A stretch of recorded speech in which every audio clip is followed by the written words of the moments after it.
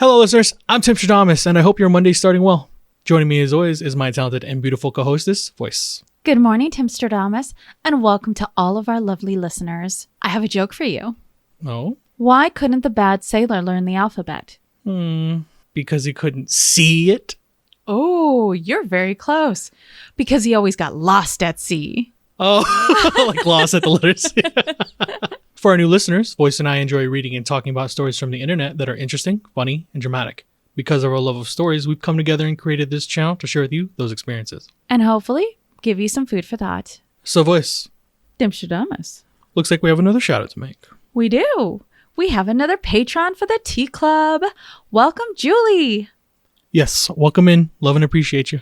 I was smelling the brew you were concocting this morning, and it smelled very ordinary. What have you brewed for me today?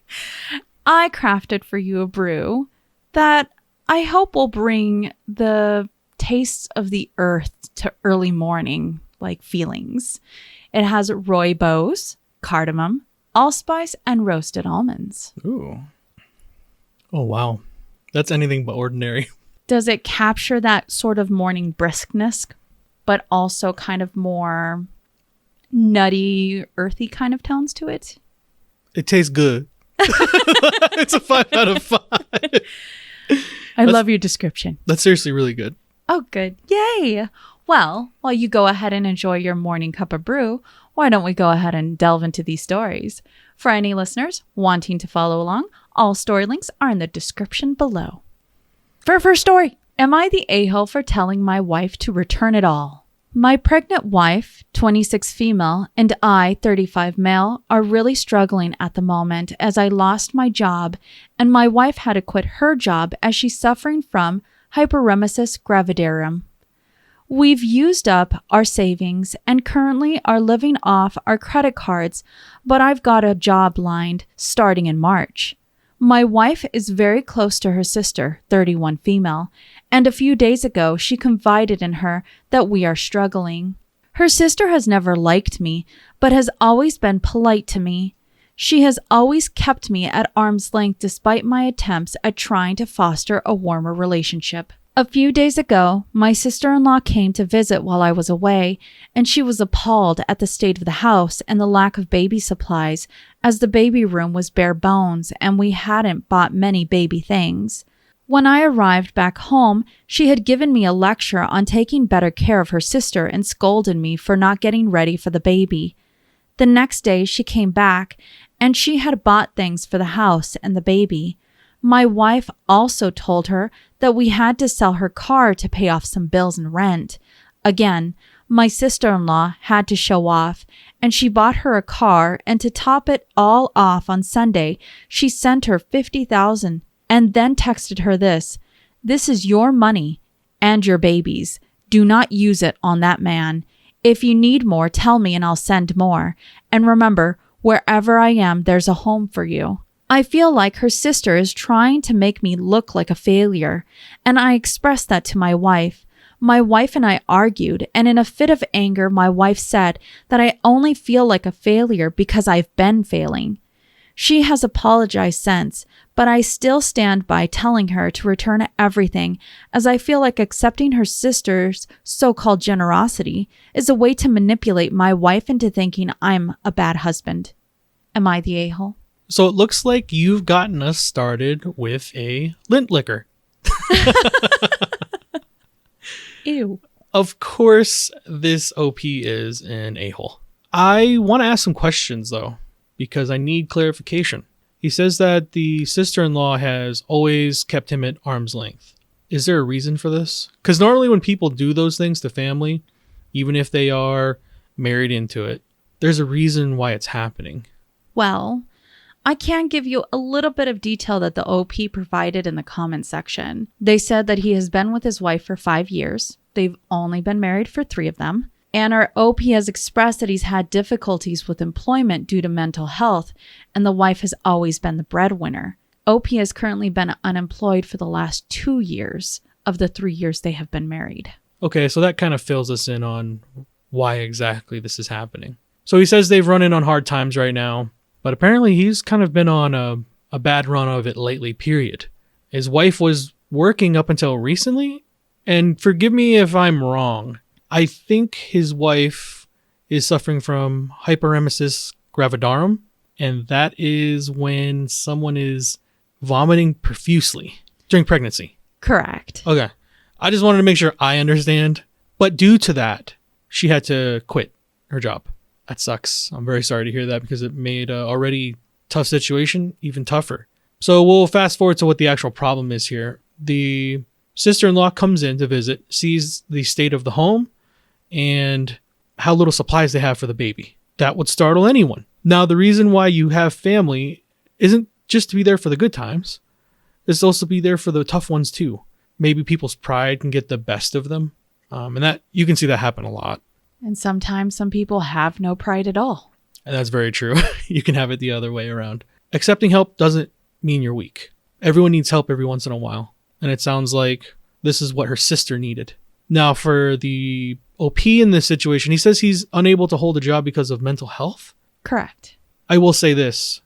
There are a lot of people who hold down jobs every day with mental health problems. I hope it's something that you can work through, but until then, you need to understand that there are other people in your wife's life that are trying to help.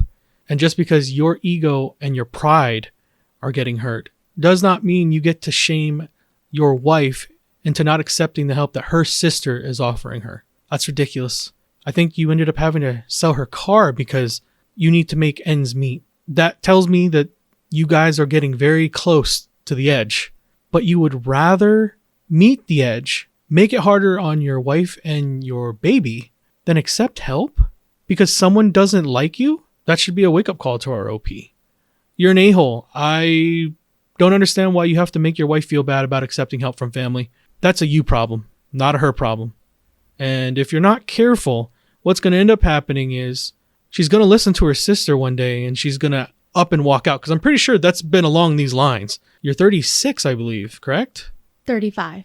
And there's a 10-year gap between the two of them? A 9-year gap. But yes. Pretty significant. I don't know when the relationship started or... She was in her early 20s. If you're thinking that they're together for 5 years, that would have made him 30 and her 21. I can see why the sister would have the opinion she does. You're talking about a lot of different dynamics in there. And it seems like ROP doesn't have it all put together yet to the point where he's not accepting help from people who are helping. Well, I think the problem here for him is it might be helping his wife, but it's not helping him. But in turn, as a good partner, you would understand that if it's helping your wife and your child, it's helping you. Well, let me go ahead and provide the consensus on Reddit. Reddit came down hard on the OP, and he is the a-hole in this situation. In fact, our OP put down an edit that says, "Okay, I get it. I'm the a-hole. I'll apologize to my wife and sister-in-law. It hurt, but thank you for the brutal feedback." Good. But the real question is, did our OP actually learn anything? Let me go ahead and read another post by this OP, and then you can go ahead and see if our OP actually has learned anything from the feedback and the critique by Redditors. Detective Voice on the case. My 35 male, wife, 26 female, has been brainwashed by her sister, 31 female. My sister-in-law has always hated me, but she has always been clever enough to never speak rudely to me or be disrespectful towards me. So I'm having a hard time convincing my wife that she hates me and that she is pushing my wife into looking at me like I'm a bad husband. Our marriage has been a real struggle the past year, and we have drifted apart, but I thought we were working through it. It also doesn't help that my wife is having a very difficult pregnancy. To be honest, my wife left me a few days ago, and she's at her sister's and won't speak to me right now. 3 days ago, she packed up all her stuff while I was out, and she went to live with her sister. She left all the furniture and appliances, so I didn't notice immediately that she was gone. My wife then sent me a text saying she left everything else for me and that she only took her clothes, baby stuff, and her small personal things with her. She also texted me to expect some divorce-related paperwork in the next few weeks. I've called and texted her a million times, but she just doesn't respond. And so I went to see her at her sister's. I got to talk to her, and all her talking points were dripping with her sister's influence. I guess she really started to fall for her sister's brainwashing, but I know if I can talk to her alone for a few minutes, I could help her see reason.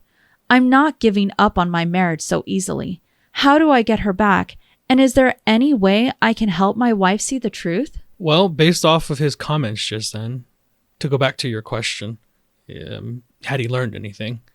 How long is there between the first post and this one? About a week and a half. Okay. Clearly he didn't.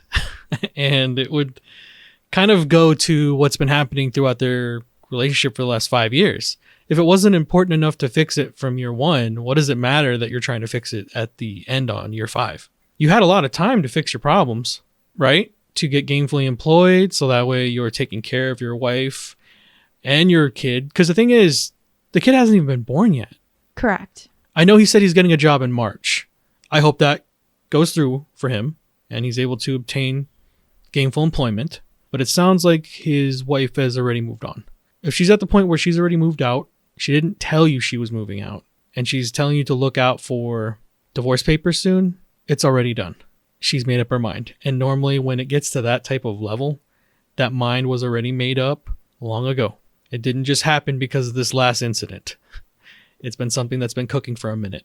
I think for me, he smacks of a manipulator because he's saying in this update, if I could just get a couple minutes alone with my wife, I can brainwash the brainwash.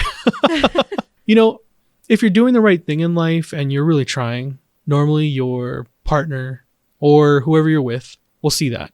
And it doesn't take brainwashing to convince anyone of anything. It's your actions, not the words. You sound scary only because, again, I don't know if you could say that in a rational sentence to anyone and go, if I could just get her alone.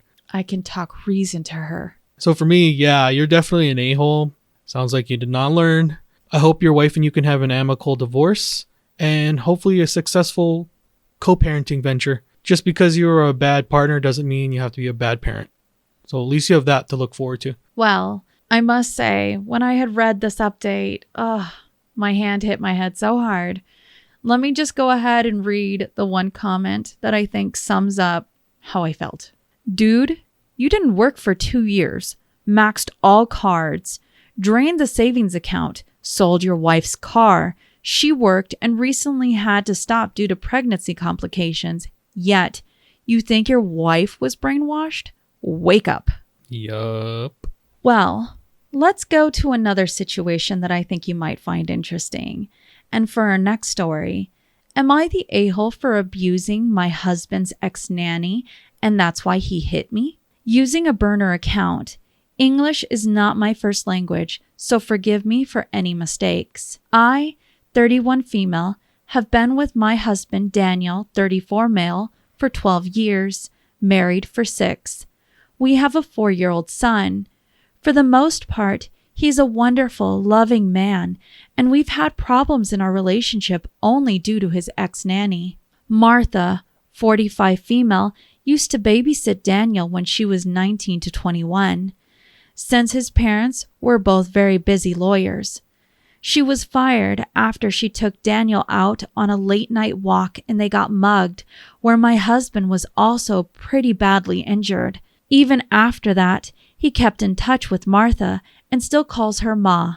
He is very protective of her, and even when we were friends, dating, engaged, or married, everyone told me to be on the good side of his ex-nanny, as she means a lot to him, so much so that he is still financially supporting her. Martha has a daughter, Stella, 27 female, with an unknown man that she wanted to set up with Daniel and still does. Even when we first met, she would make subtle comparisons between the both of us, like how Stella has such pale, beautiful skin, and how I should get rid of my beach tan. How she knows that a true lady is for rearing her man's children and not trying to compete with him by entering the workforce. You can tell I am not the biggest fan of Martha, even though I try to like her or get her to like me, but her remark the first time we met made me instantly dislike her. She told me to stop smiling and that there was nothing funny about the situation and to stop living in a delusion that my smile is pretty.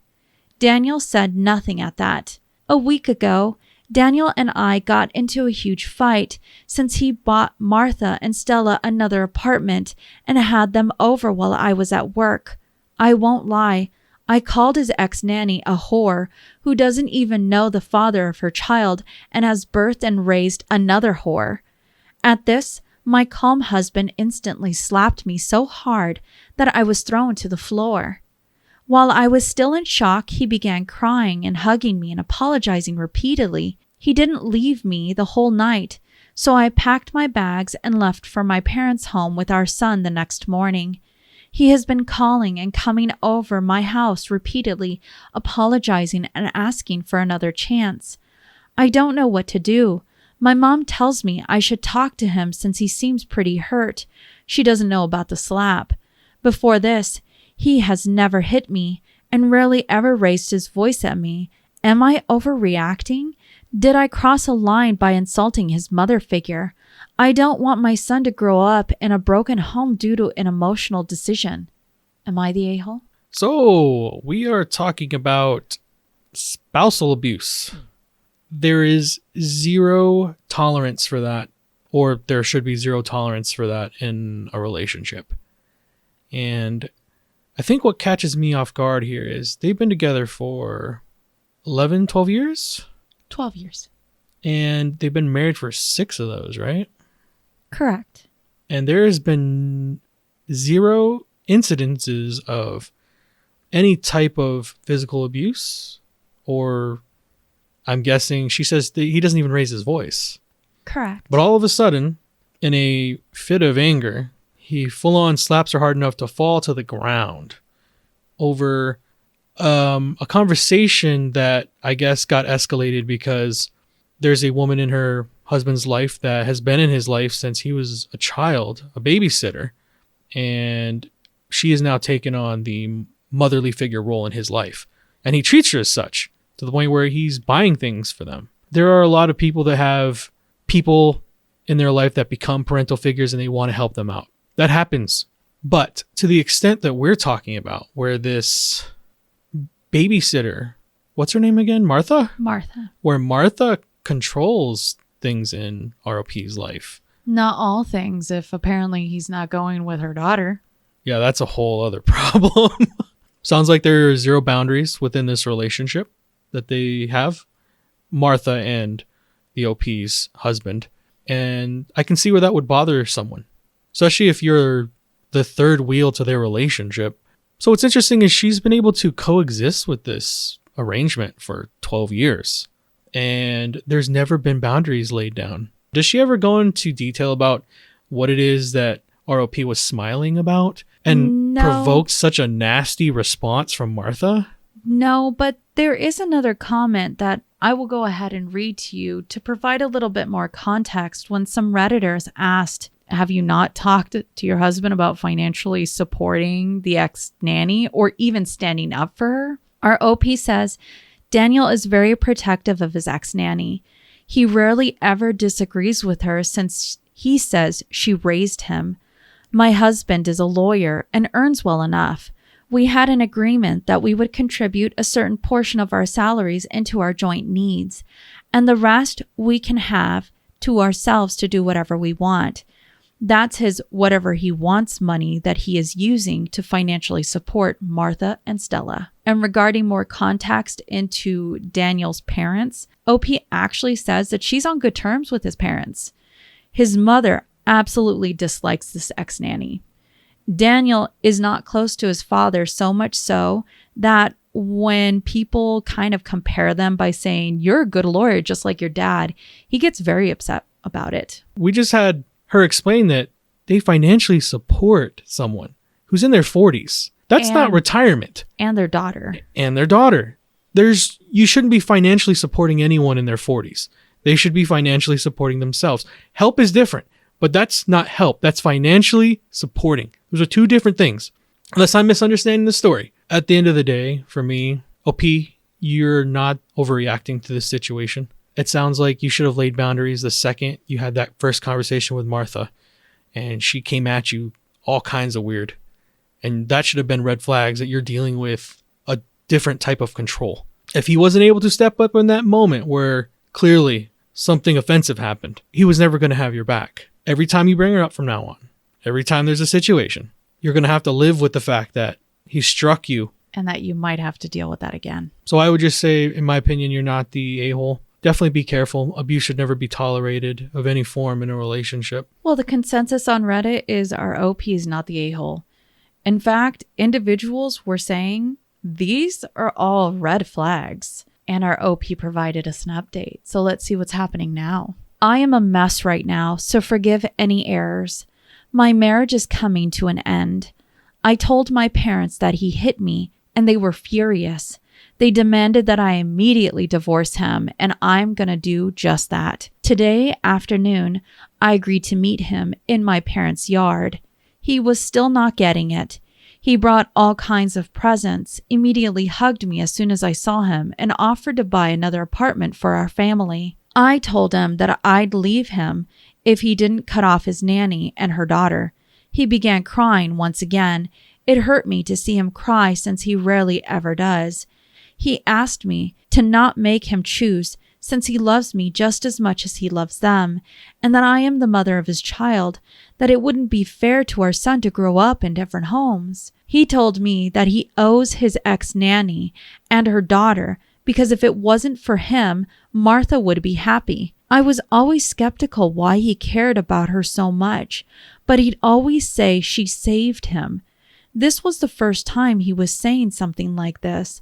I pressed on and told him to tell me the truth or we are over, and he just said I wouldn't get it. I told him we are done, and then he wouldn't let me leave. He began saying how he would never sign the divorce papers and won't let me go no matter what I do.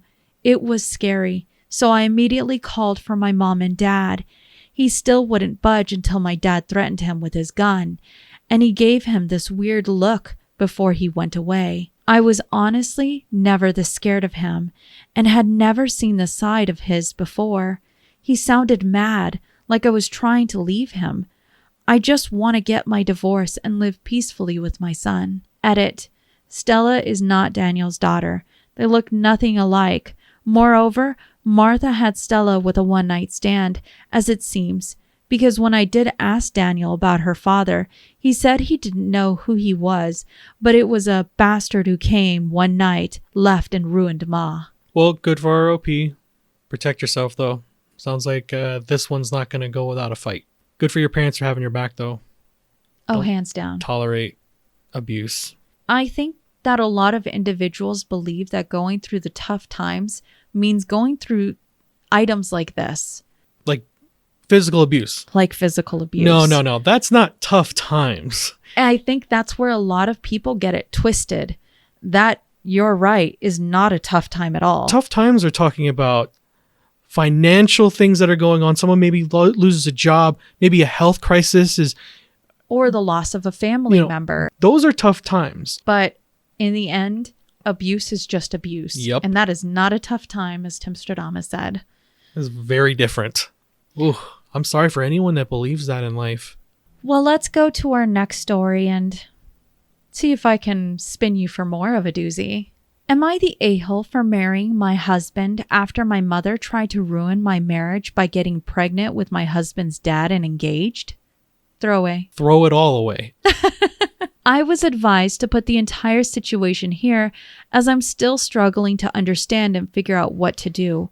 I apologize if it's long-winded, but I really need some advice or anything.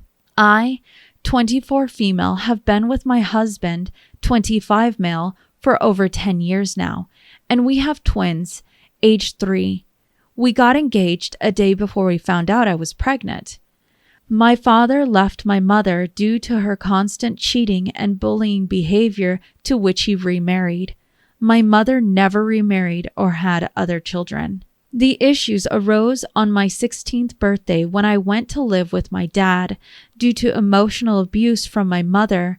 Things like my mother pushing for me to break up with my husband because she in her own words, wanted him, and he was the man for her, not me, because she said I was fat and ugly. I went very minimal to no contact until I found out I was pregnant, as I wanted my children to have a relationship with their grandmother, which would have been minimal.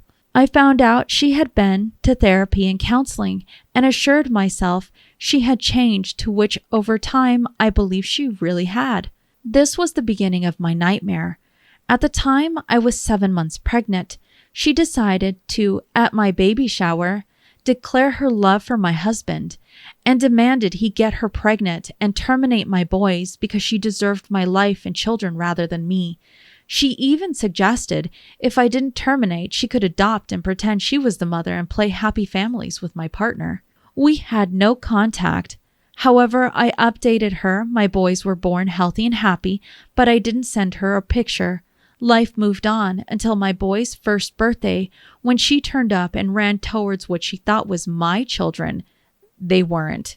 Screaming, "Hi, it's Grandma!" We informed her she had no right to be here, and which she left.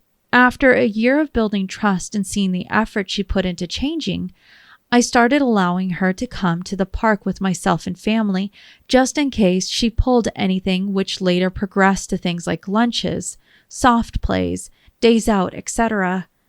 A week before I and my husband were meant to be flying out to get married, my mother told everyone she had a surprise. That's where she announced she was pregnant, which came as a big shock.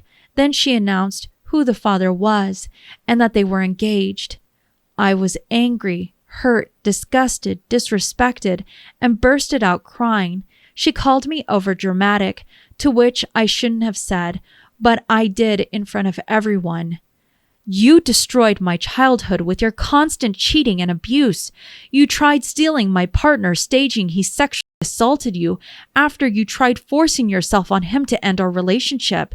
You told me to terminate your own grandchild because you said you deserved them and my partner, and now you've pulled this stunt, to which I walked out, and many followed to see if I was okay, which at that time I wasn't. Me and my husband talked about everything from start to now. We decided to get married and cut them completely out. We stayed at our wedding venue for 10 nights and did a week-long honeymoon with the boys and week without. However, as soon as we got back to a barrage of missed calls, voicemails, and messages from different numbers, which subsequently got blocked. Shortly after this, my mother turned up protesting that we split and give our babies up for adoption or hand them over, as we are horrible and don't deserve our boys, as we will be siblings and siblings shouldn't be having children. We are an incestuous family and she'll be ringing Child Protective Services. That's when my usually calm, level-headed husband exploded, berated her, and physically removed her from our property. We've been looking at moving before the twins were born, and we have the opportunity to move abroad via husband's work. However, we've been told this is a step too far, and what we've done is disgusting regarding my mother by my mother's side of the family, apart from my grandmother and aunt. Am I the a-hole for getting married and moving away from the crazy train? What is this story? What a spasmidbo! It never ceases to amaze me what the internet will throw up on my lap. Because this story is out there. No, you are not an a-hole. Although half of your family is suspect too. If they're trying to convince you that you're doing wrong by your mother for keeping her at arm's length, we're getting into some really dangerous waters here. There's a lot of mental illness. I'm not sure if there's some form of, and it sounds like a lot of, delusion. Let me go ahead and give you some examples of that delusion from our OP that she put in the comment section. Her mother has falsely accused her father of abuse. He never did, by hurting herself and trying to drown herself, then blaming the father for murder. But OP literally witnessed her mom doing this. Wow. Additionally, our OP's mom has claimed that some family members are actually demons and accused people of trying to poison the water.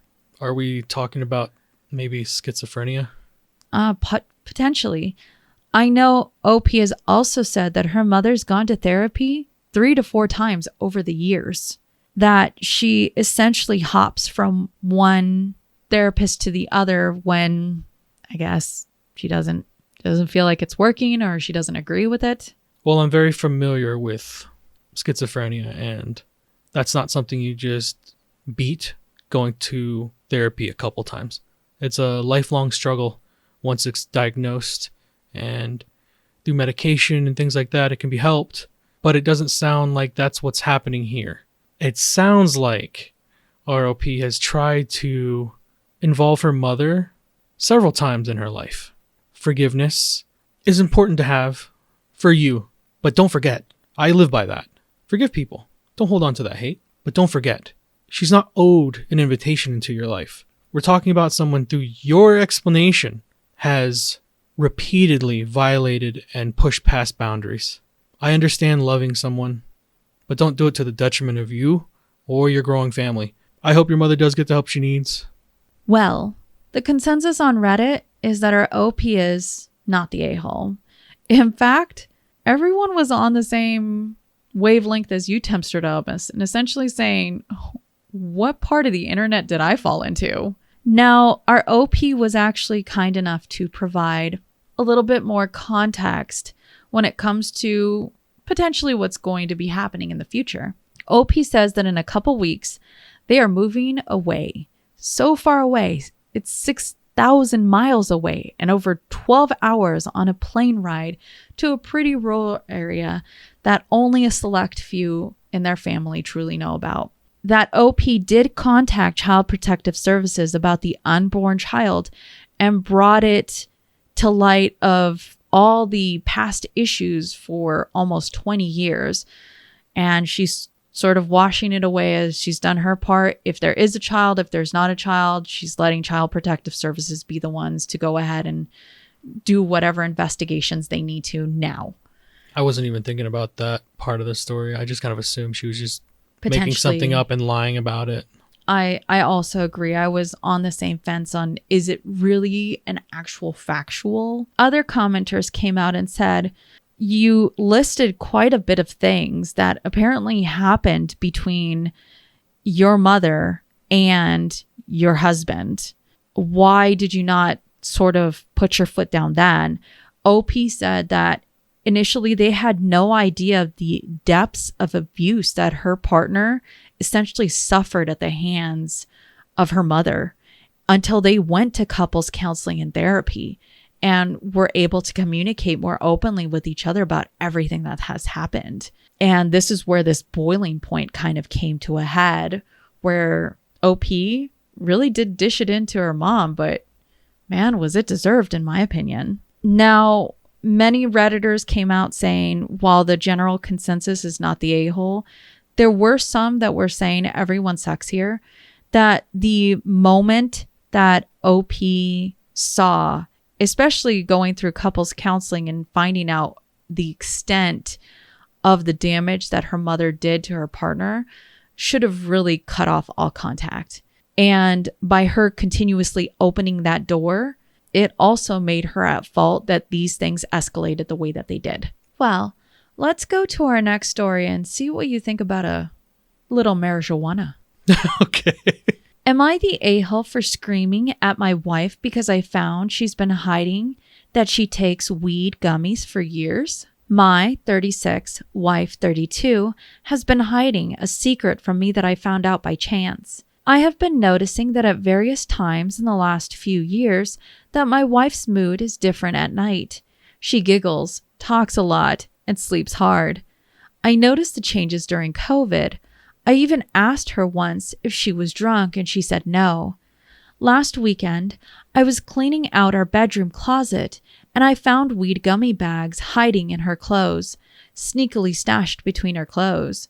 I immediately felt my hands shaking and I couldn't believe it. Weed was legalized in our state in 2020 and I saw receipts from the store too. I immediately confronted her and I was shaking and livid.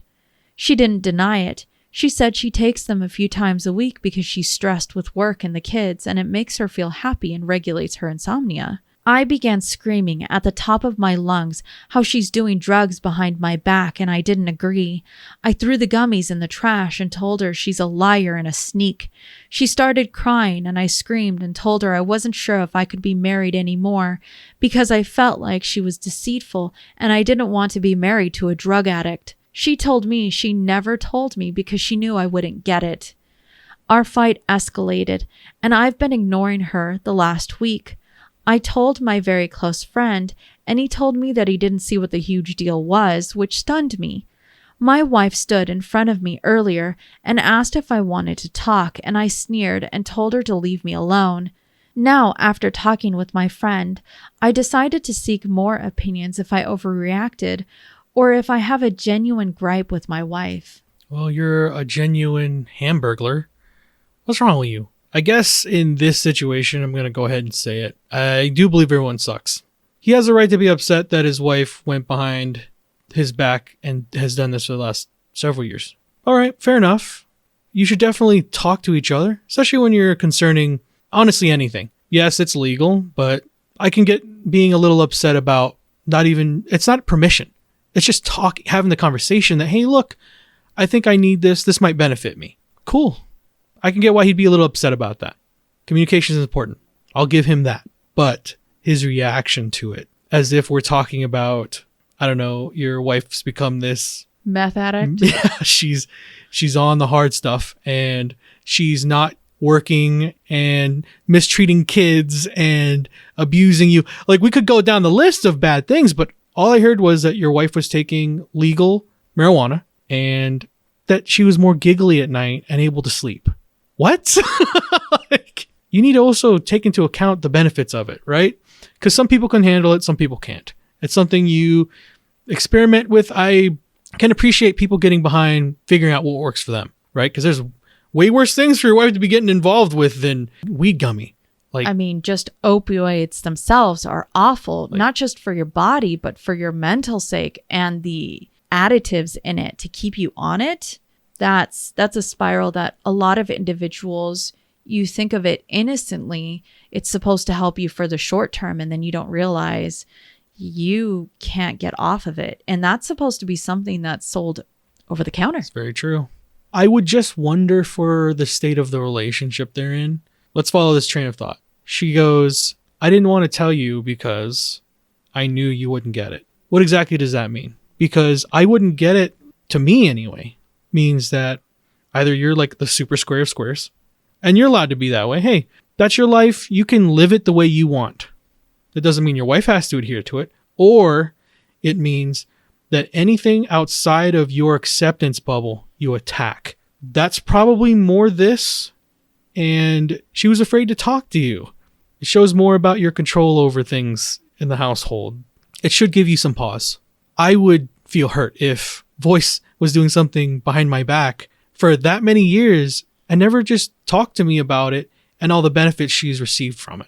Because I wouldn't look at it as you lying to me and hiding something. I would look at it and go, what have I done in our relationship that has caused you to feel unsafe to share with me intimate details?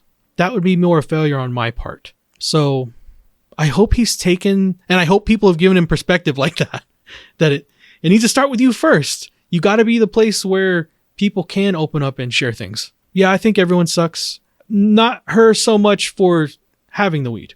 I don't care about that. Or maybe I'm going back on it, because the thing is, if she was put in that state to where she's not telling you those things, then it started a long time ago, which would in turn make you the a-hole, because I'm seeing a lot of controlling in his writing. I don't know. I guess I am going to say that he's the a-hole. I don't like that she didn't talk, but I can understand why she didn't, right? If we're going to start following the line of succession here, that's what happened. The thing is, you dunce, if something was different and you couldn't suspect that, because there's a big difference when someone's like high and not. But to not put two and two together, and I understand maybe through people's occupations, just because it's legal in your state doesn't mean you can do it, right? If your job says nah and they're testing. You also have people of certain faiths who that's a huge no-no. That's very true. Or that just have that as we're growing up, that dare mentality.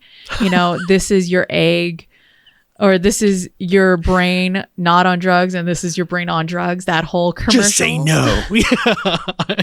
It sounds like your wife was looking for an alternative, because as you said it, we can talk about the opioid problem and how it started with over-the-counter things for people. And there are cases where people can't do even legal drugs like weed responsibly. But it doesn't sound like that's your wife. It sounds like she's able to do what she needs to do, be present where she needs to be present, and still balance her life. So I guess I will retract my earlier statement. You're the a-hole for a bunch of different reasons I've already stated. Well, that was an interesting progression, and I enjoyed the ride that we went on. The consensus on Reddit is that our OP is definitely the a-hole. And let me go ahead and actually, I suppose, provide you a little bit more clarity from our OP with these additional comments that he made that I think really stamps down the verdict. Okay. OP says in the first comment, I've been reading all the comments and I can see screaming wasn't a good approach, but I'm stunned at the amount of people that think it's okay to hide taking drugs from her husband. I don't think that's right, and that's why I was so hurt. I haven't eaten in like 5 days because I'm so upset. It's just crazy she was doing this in silence. I've been a good husband to her outside of the occasional screaming when I get mad at her. No, it's abuse. You shouldn't be doing it, man or woman. What? It's all good till I get mad at her. How often are you getting mad at her when you have to make a statement like that? Hold on. Let's continue this conversation. There's more? In our OP's second comment, he goes, maybe this will put things into perspective. In 2022, I began smoking vape in the house, and she got mad at me because she said it was harmful to the kids and she didn't like the smell. She doesn't smoke and doesn't drink, so I felt, okay, maybe that's fair. So now I have to smoke it outside, even in the cold, when I'm freaking freezing cold outside. And then she turns around and the whole time has been taking a drug that is banned at the federal level. And I was always wondering why she was giddy, laughing at night like a hyena. I just don't like the hypocrisy. And now I'm annoyed at all the nights she made me go outside to smoke a freaking legal vape because she made me quit cigarettes. She told you to take them outside because you have children and you shouldn't be smoking inside to begin with. But somehow, her having a weed gummy equates to the same type of thing. The nicotine getting into the air, the kids inhaling it getting into every piece of your furniture, the walls, is the same as the gummy. Apparently. Come on, guy. I know as you were writing this down, it probably hit you maybe a little bit. Or not.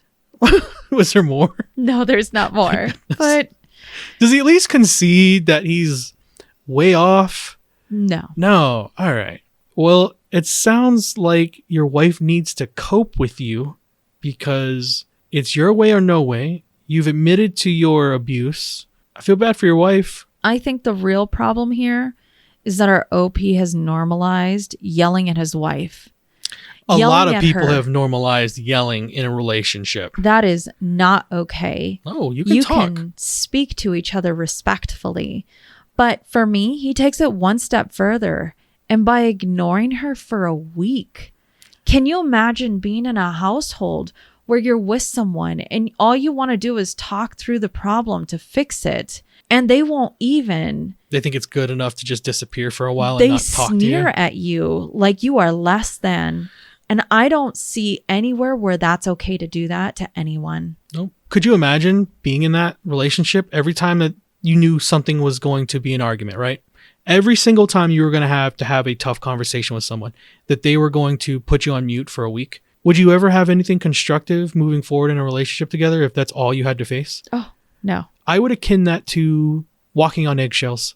So every time I had a problem, unless I wanted you to disappear for 10 days and not talk to me, I have to either suck it up and deal with it, or I get to suck it up and deal with it. Because there's nothing constructive happening in that relationship. I agree with that. Well, let's go to our next story and see what you think about this one. I'm scared because you've started us off with all bangers. How do we Did you front load? The rest of these going to be nice and calm. And I mean, it's Emma the a-hole. So I guess we'll see. Am I the a-hole for breaking up with my girlfriend for my sister's mental health? My sister, 22 female, and I, 22 male, have always been very close right from childhood. Our mom passed away when we were 12, and we both took it extremely hard. We spent countless hours crying on each other's shoulders, as our dad was emotionally distant, for which I don't blame him. We were a crying mess for a lot of the next months. A few years later, when we were 15 and walking home from school through a secluded road, a car pulled over and a man tried to take my sister and put her inside the car. I luckily had my steel bottle in my school backpack pocket, so I was able to quickly pull it out and hit him in the face with the bottle. I then told my sister to run away as I kept punching his face till he was knocked out, after which I called the police. That was, to date, the most traumatic experience in my life, and it was 1,000 times worse for my sister. When I reached home, my sister was visibly shaken and a ball of tears and just hugged me for a long time. She made me promise her to never leave her, even when we became older. From then on, she also started sleeping in my bed, as she felt really scared sleeping alone. She would always come with me to friend hangouts as much as possible. We went to dinners together, parties, hikes, etc. I also took her to a lot of the school dances, including prom, which some people thought was a bit weird, but I didn't care, because my sister was genuinely happy. I used my entire savings from my part-time job to buy her a necklace as a graduation gift, and she always wore it since then. All in all, we were pretty close, and we also got accepted into the same college, which we both were really happy about. Which brings me to my current question. I met my girlfriend, 22 female, a few years ago during my sophomore year of college in one of the classes we shared. We started dating a month later. I told my sister about it, and she mentioned she was really happy for me. My girlfriend knew how my sister and I were close, and she called it a green flag. My girlfriend and I had a really great relationship these past few years. We discussed marriage and really envisioned spending the rest of our life together. During these years, my sister and I also grew a bit distant.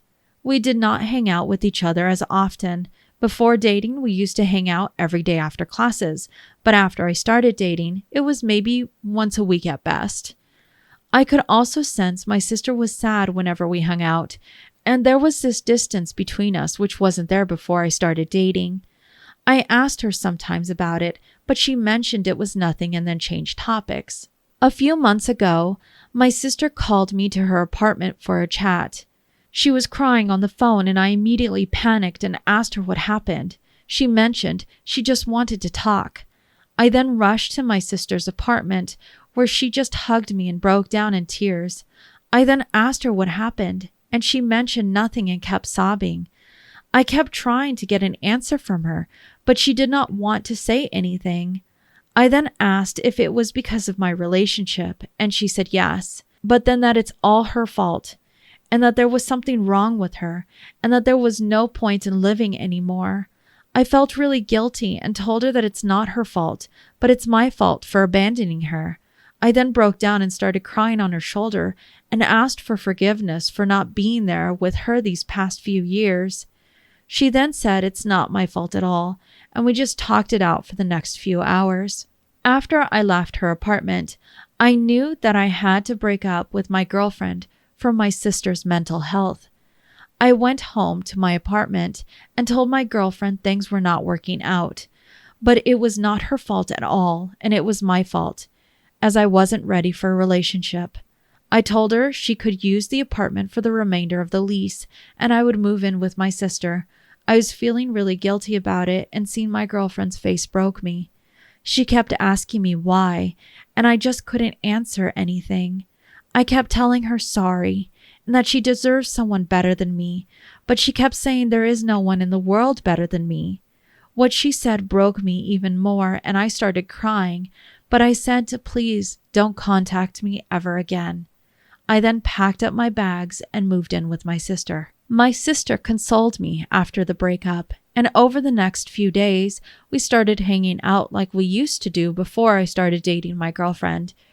We went on walks, hikes, movies, dinners. We also went on a vacation a couple months ago, which was amazing. My sister's mental health improved tremendously, and she also got a new job a couple weeks ago. Things are looking great, but I also have pangs of guilt sometimes about just deserting my ex-girlfriend. I kept ignoring her texts and calls, and then she gradually just stopped texting and calling. I asked our mutual friend how she's doing, and she mentioned she isn't doing great and doesn't understand why I broke up with her, as everyone thought we were the perfect couple. I just always say it's because of my mental health, and it's not my ex-girlfriend's fault at all. I still feel guilty about it sometimes, but seeing my sister in such a happy state makes me think I made the right decision. So Reddit, am I the a-hole for breaking up with my ex for my sister's mental health? This is definitely a sad story. I like at the end where he says, I just always tell them it's because of my mental health and not her. It's because it actually is because of your mental health. And by him saying those words, he doesn't believe that it's because he has a mental health problem, but he does. It's pretty deep in there. And I understand this bond was forged through a very traumatic event that happened in their lives that they unfortunately had to share together. I would just say, and I know he probably got this advice, please go get into counseling. Both you and your sister. You ruined a relationship that was budding for, I guess what we're talking about is a very codependent relationship on a different scale. I understand people being sad that they're not spending as much time with their siblings as you get older because life, relationships, occupations, the whole gambit. But to have it to where as a sibling, you're okay with another sibling leaving their partner that they were talking about marriage with. There's a lot of sickness there. I don't know how you could be okay with that and look at your sibling, even if they did acquiesce and started living with you. Could you sit there rational minded and look at them knowing that that's what they did? I couldn't. It sounds like, unfortunately, our OP has been someone who has lived for others and not himself. He got attached to his sister. His sister way more attached to him than he her. But he's a people pleaser and to the detriment of himself. Sure, that might have been the right answer in your head, like right in that moment. But it already sounds like we're starting to see how it's playing out in his morality, his viewpoint in life, where he's going, well, wait a second. Now I'm starting to feel the guilt of, not even explaining this to your fiance. Because I think they were a fiance, or they were just strictly talking. Because I know he says they were talking about marriage, but that doesn't mean he proposed. Yeah, I think they were just talking about it. Someone that you were in a very intimate relationship with. Because if you're already talking about marriage, you're already 1 foot in that direction. You don't just bring that up with someone you're dating. That's how I feel anyway. It might be different now. Maybe people are throwing that around all the time. But they were in a very intimate relationship. And you got up and left. That's it. There was no closure on that. I think people owe each other at least that. I hope you and your sister get the help you need. You're on a path that I don't think anyone's going to be happy going down. What is it that your sister's seeking? Because it sounds like we're talking about a relationship, not a sibling relationship. It's gone past that point, I think anyway, right? I understand being young and they lost their mother. There was a lot of stuff that happened in a short amount of time for them. But to have it to the degree that it got to now, very unhealthy. I understand loving a sibling and wanting to spend time with them, but to the detriment of other aspects of your life, that's where you need to be cautious. I just don't think anyone's happy at the end of the day. Maybe there's that momentary, like, I'm saving you again. That situation sounds like he's doing, but understand that at a certain point, you pay for all those decisions you make. Your sister might be happy with you right now, but if she can't be a true sister and see what she did, get into counseling. Please. You are 100% the a-hole. I don't think you did you or your sister any favors. And that's pretty much the verdict on Reddit, is that our OP is the a-hole. And it's simply because first, Redditors were saying, your sister needs therapy. You and your sister needs therapy. Because this is an extreme enabling of codependence that is on another level and help y'all for whatever's going to happen. Those things can escalate very quickly if you're not careful. Well, funny how you talk about escalation, because Timstradamus and our lovely listeners, we're about to go down a wild ride. So buckle up. For our first update on this story. There's updates? There are going to be 9 updates to this. What's happening right now? I feel like I need some popcorn. Too bad you didn't bring it.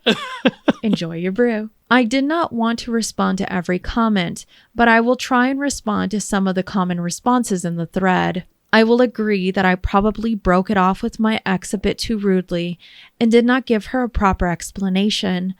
I loved her with all my heart, and she definitely deserved an explanation. The issue, I cannot bring myself to say the actual reason, because I will then be betraying my sister's trust. I did not appreciate how many people were painting my sister as a villain. She's anything but a villain, and she is the nicest and kindest person I have ever known in my life. She never told me to break up with my ex. I was the one who took that decision. Yes, we are probably enmeshed in each other's lives, and I will accept that as long as my sister is happy and stable. I am fine with not having a relationship for the moment. I don't want to start another relationship and then again distance myself from my sister. I am scared to experience a situation again like the previous time when she just completely broke down. That was one of the most painful moments in my life. My sister is not comfortable with therapy at the moment. Maybe that will change in the future, but for now she doesn't want therapy.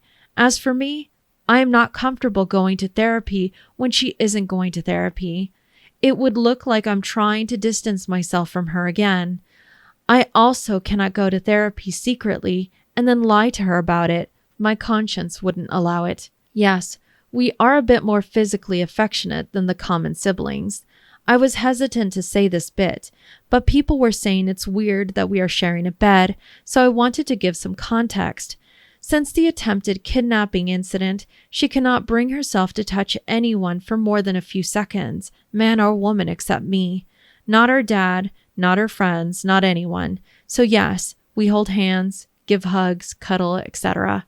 That's also why I took her to prom and the other school dances. I'm the only one she can be physically affectionate with for an extended period of time. And yes, she realizes she needs to fix this problem of hers, but she wants to do it at her own time, and I don't want to pressure her. That's a very loaded update. Let's go to our next one, shall we? Update 2. After reading the comments on the past 2 posts and the overwhelming majority stating that this relationship was not healthy for my sister, I decided to have a talk with her last night.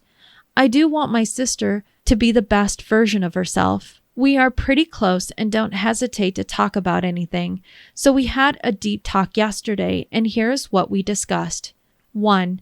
I asked her about therapy again, and she was heavily adamant against it. I asked her if it's possible she may want to do therapy in the future, and she said maybe. I didn't press any further. Few of the comments mentioned bring in an external support system. The issue is we have no family.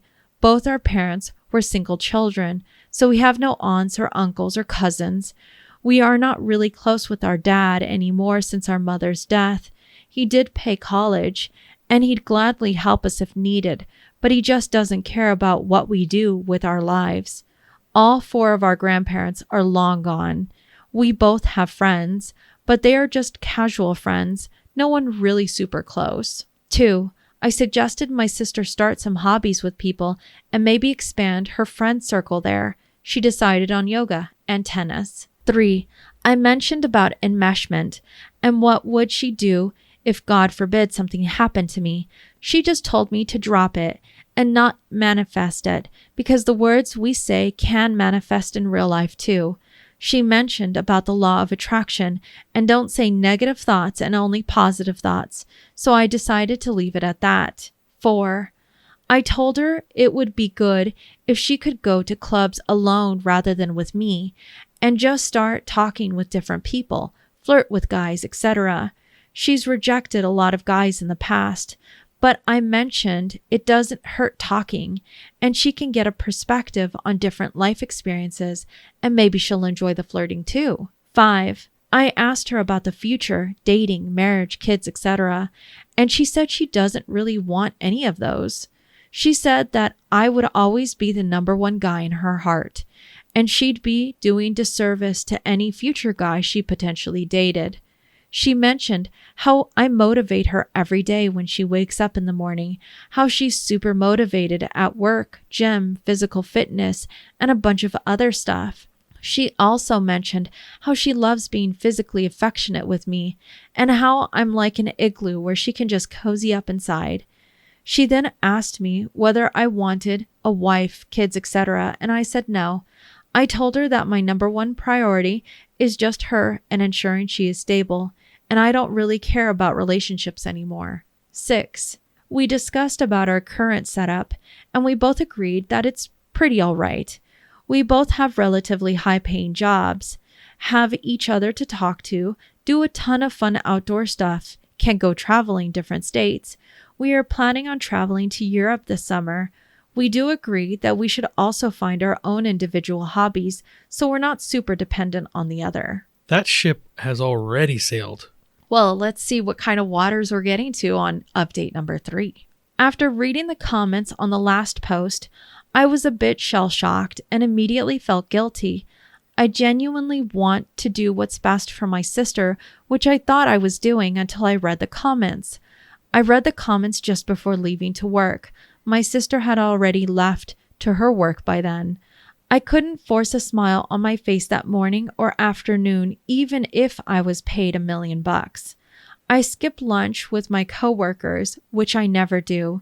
2 of my coworker friends even asked me if everything was fine. I was holding in a bunch of emotions, and I just wanted to get work done with and go home. After coming home, I couldn't even get myself to greet my sister. My mind was in overdrive, and I was just dispirited in general. She asked me what happened. I didn't say anything and just locked myself in the room for a bit. My sister knocked after an hour or so, and I opened the door and allowed her in. We just stayed quiet for a bit, and I couldn't hold it in anymore, and had probably my biggest breakdown ever since our mom died. I kept crying and crying and crying, and this carried on for a while till I calmed down. We then had one more deep talk, and this is what we discussed. 1. We made an oath to each other that if something were to happen to me, my sister would immediately seek therapy, and she wouldn't do any harm to herself.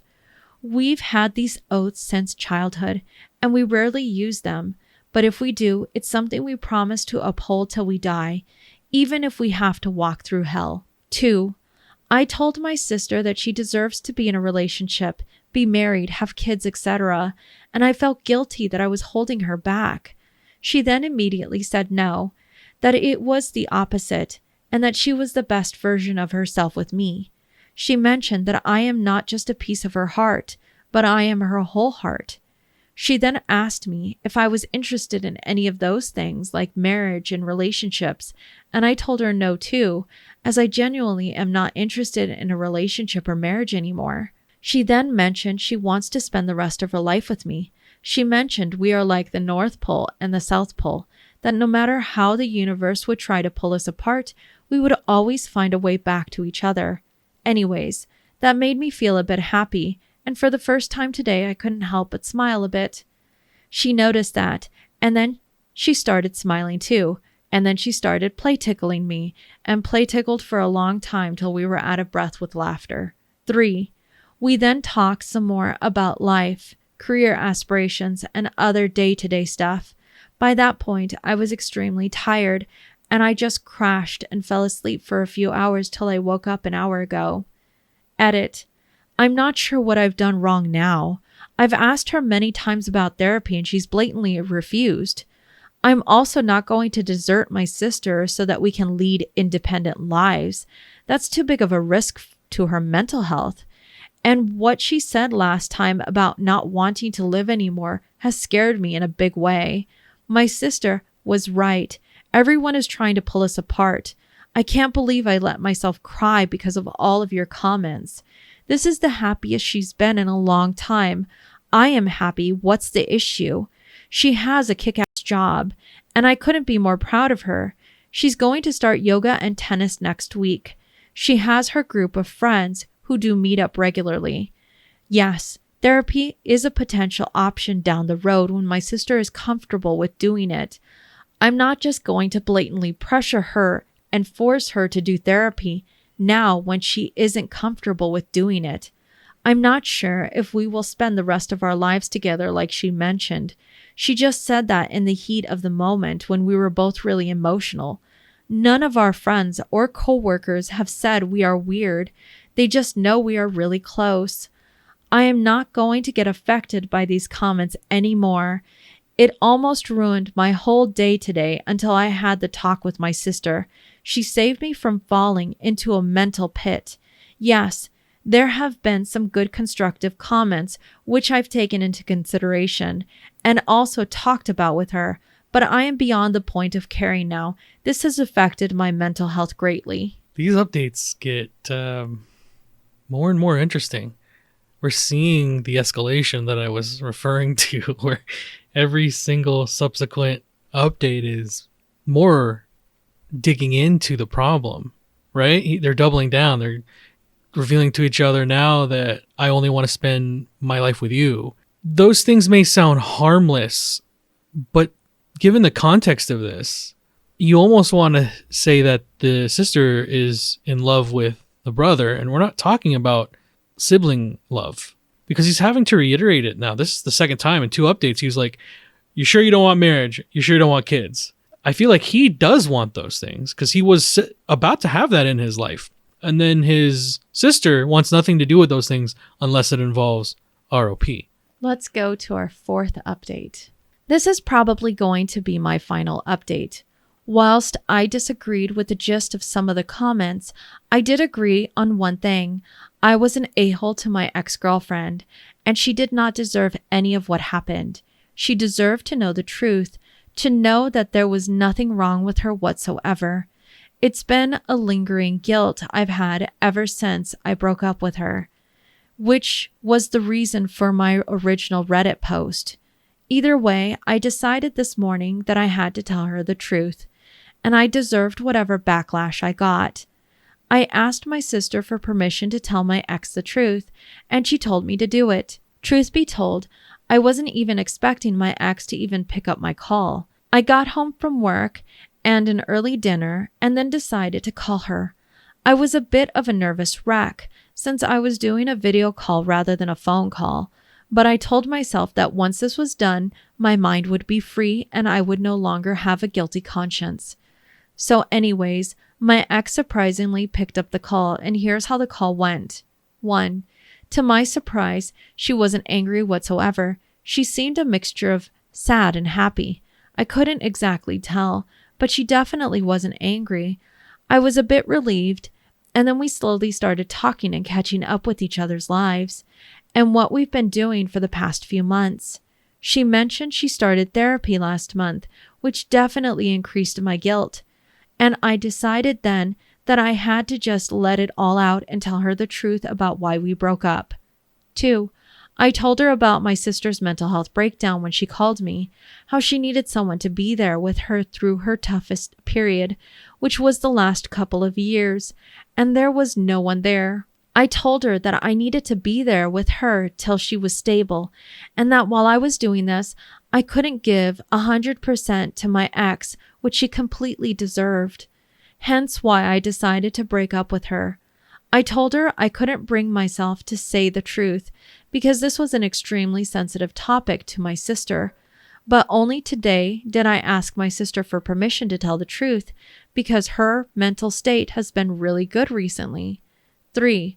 All this while, my ex-girlfriend was quiet and just listening. After I finished talking, we stayed quiet for a few minutes, since I think she was digesting this information. After a few minutes, my ex told me that she doesn't blame me even though she was trying to. I told her I deserve all the blame and to please just lash out at me, and she said no. 4. My ex then asked me if I still loved her. I told her, of course. I mean, we were making plans on marriage and a future together just a few months ago. Those feelings don't just disappear. I told her I will always love her the rest of my life, and that the years we spent together when in the relationship were the best years of my life. I told her I wouldn't have survived college and definitely wouldn't have had this job without her support. I told her that she is the most perfect and beautiful woman, and any man would be extremely blessed to spend his life with her. I told her that she had an ethereal beauty that I haven't seen in anyone else in my 22 years on Earth. 5. I was a bit hesitant to say this next bit, but I guess I wanted to show her how much I loved her and how I took our relationship extremely seriously.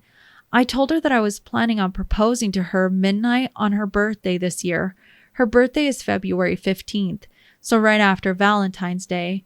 We would have spent the best Valentine's Day ever, cut the cake on midnight, and then I would have asked her to marry me. I was tearing up a bit, and I told her to wait a bit.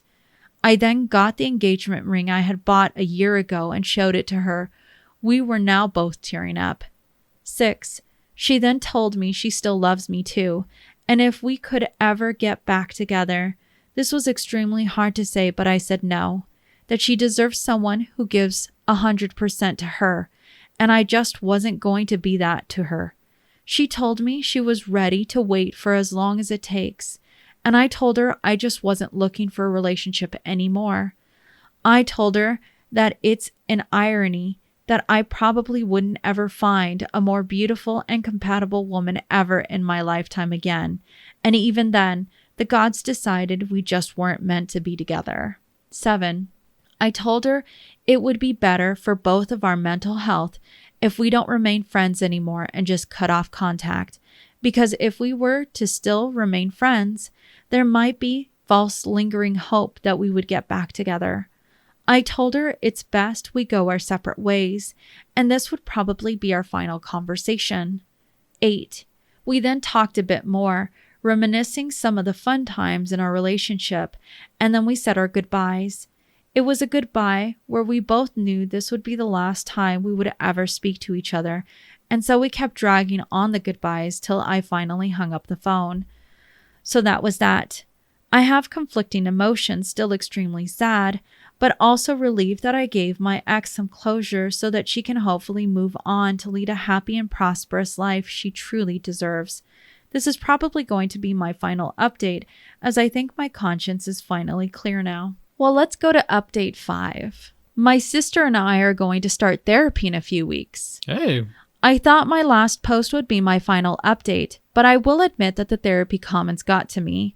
One of the constant comments on all of my Reddit posts was that my sister needed to go to therapy, and I did ask her multiple times before, but she was adamant against it. My sister still sometimes has nightmares about the kidnapping incident, and we both still haven't fully gotten over our mom's death. It wasn't fair to my sister that one incident was defining her life. It pains me to see my sister having nightmares, her being anxious when having physical contact with other people. I am not sure what got into me that night, but after a lot of thinking, I decided then that the next day I would force my sister to join therapy, and I would be there with her every step of the way as I too needed therapy. So as expected, the next morning when I broached the topic of therapy, my sister shut it down immediately. I then outlined all the reasons we needed therapy, that it pained me to see that she still had nightmares, that we still are mourning our mom's death almost 10 years later. I told her that while yes, life is good right now, our future selves would thank us if we would go to therapy starting now. There might be growing pains and it might take time. It would not be easy, but that I would always be with her every step of the way. I told her that we both know that we need therapy. My sister then started screaming really loud and said that the therapist is going to pull us apart, that the therapist is going to convince me to move away from her. She started screaming a bunch of other stuff I don't really remember, and then just started crying. She started crying really bad, and it really pained me to see my sister crying like this. I didn't know what to do. I was about to say, okay, maybe sometime in the future, but then I realized an alternate solution. I told her that she could keep therapy strictly about the kidnapping incident and our mother's death.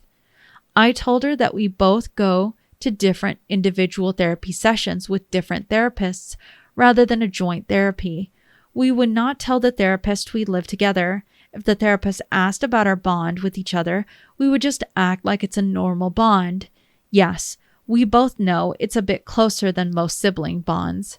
I think I finally made a breakthrough with my sister, and she started listening.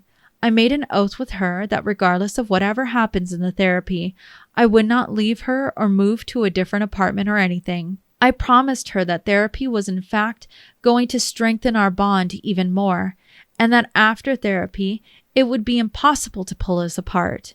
We then talked a bit more, and my sister was finally starting to see the benefits of therapy. She kept reiterating that we would not tell the therapist about our living situation whatsoever, or about how close we were. We both took an oath together that this therapy was strictly about the kidnapping incident and our mother's death. After talking a bit more, she was fully on board the idea of therapy, and we started looking at therapists available near us. Most of the therapists were fully booked for the next 3 weeks. We found a couple of therapists who had openings at the end of February and early March. Both therapists had really good reviews. We then booked our first session. Her first session is on February 27th, and mine is March 4th. It felt like we both made significant progress after we booked our first therapy session. We were both emotional, and I told her I was really proud of her for doing this. I also won Employee of the Quarter at work that day. The day could not get any better. I wanted to get my sister something special for her birthday, which was next month, but also for today, for the courage she showed in taking the first step. I purchased a Trinity necklace online from Cartier, as my sister loves necklaces. It was just a bit above my budget, but I felt it was justified. We went to a high Italian restaurant last night to celebrate me winning the Employee of the Quarter award, but also to celebrate both of us taking the first step to join therapy. I think I have never felt as happy and emotional as yesterday. It feels like everything in my life is finally coming together. I did not have a chance to update last night as we both came home late. I woke up an hour ago. I want to thank commenters for the advice, as without the advice, without the commenters forcing us to join therapy, we probably would have never joined therapy. I don't think there is much else to update on for now. Well, let's go on to our next update then, shall we? Update 6. So unfortunately, I have not so great news. I was actually looking forward to my first therapy session, which I scheduled for next month. I realize that I'm mentally broken and maybe have some sort of mental illness, I'm not sure. I have, however, canceled my therapy session this morning. Here are the circumstances which led to me canceling the therapy session. 1. My sister canceled her therapy session yesterday, stating it was not worth it, and that there was a chance the therapist would take advantage of us. She mentioned how she saw some TikTok videos where therapists were extremely cruel to the patients, sometimes forcing patients to get their partner to therapy so they could have more patients. She mentioned how therapists' primary goal is to make money. 2. She then told me I could still go to therapy if I wanted, but that she would be sad and nervous. I told her I still wanted to go to therapy, as I still probably had some unresolved childhood grief, and that over the last week, I've probably had more mental breakdowns than I've had in my entire life. She said that she understands and left it at that. 3. However, since then, she was barely talking to me. She did not say bye when leaving to work. When I came back home, she did not greet me. It was really awkward, and there was this air of tension around us, which has never ever been the case.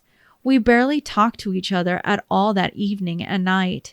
She did not even eat dinner that night. Now, this was the absolute last thing I needed in my current mental state, and I was really freaking out.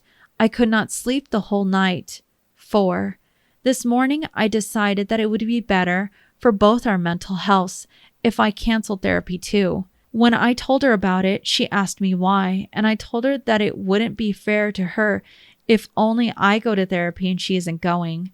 I told her I would only go to therapy when she goes to therapy. We're either both in this or we're both out. 5. Since then, though, we have both been in really great moods, and there is no more tension around us. It's like yesterday did not even happen and we're back to normal. 6. I am in a great mood now, but I really did want to go to therapy, as there are some days where I feel really overwhelmed. However, I view it as a sacrifice to make for my sister's happiness and mental health. We're almost talking about emotional manipulation here. It kind of skirts around that because he said that his sister pulled the plug on going to therapy because of things she's heard. Now, I will give that some justification. There are plenty of bad therapists and counselors, 100%. But that's in every profession you're ever going to find. There's going to be the good ones and the bad ones. That's why you do your research. That's why you read reviews. That's why you go and you see them. Just because you see a therapist doesn't mean that they're your therapist. There are times where you're going to have to go through several people just to see if they jive with what you're looking for. So yes, be mindful that there are bad ones, because even we've been told about some pretty heinous experiences people have had with their therapists. So be mindful of it, but don't turn yourself off from seeking the help you need just because there happens to be bad ones. Because like I said, in every facet of life, there are good and bad of everything. That's very true. Well, update 7. I'll cut right to the chase. 1. All the harassing DMs, the comments about our relationship finally got to me. I'd be lying if I said they did not affect me. I made a post yesterday on a totally unrelated subreddit and got harassed there too. 2. I've begun second-guessing myself ever since my first post a couple weeks ago, but yesterday it probably reached the tipping out. I tried to avoid physical contact with my sister as much as possible. We were still talking pretty normal, but whenever she tried to initiate any physical contact, like hug me, I just went further back, looking at my phone and tried to just change the topic. It was a bit awkward, but she just took the hint, I guess, and we continued on as normal. I also slept on the couch last night. I lied and told her that I had a headache. 3. Anyways, this morning wasn't too bad. I still avoided physical contact with her, but everything else was normal.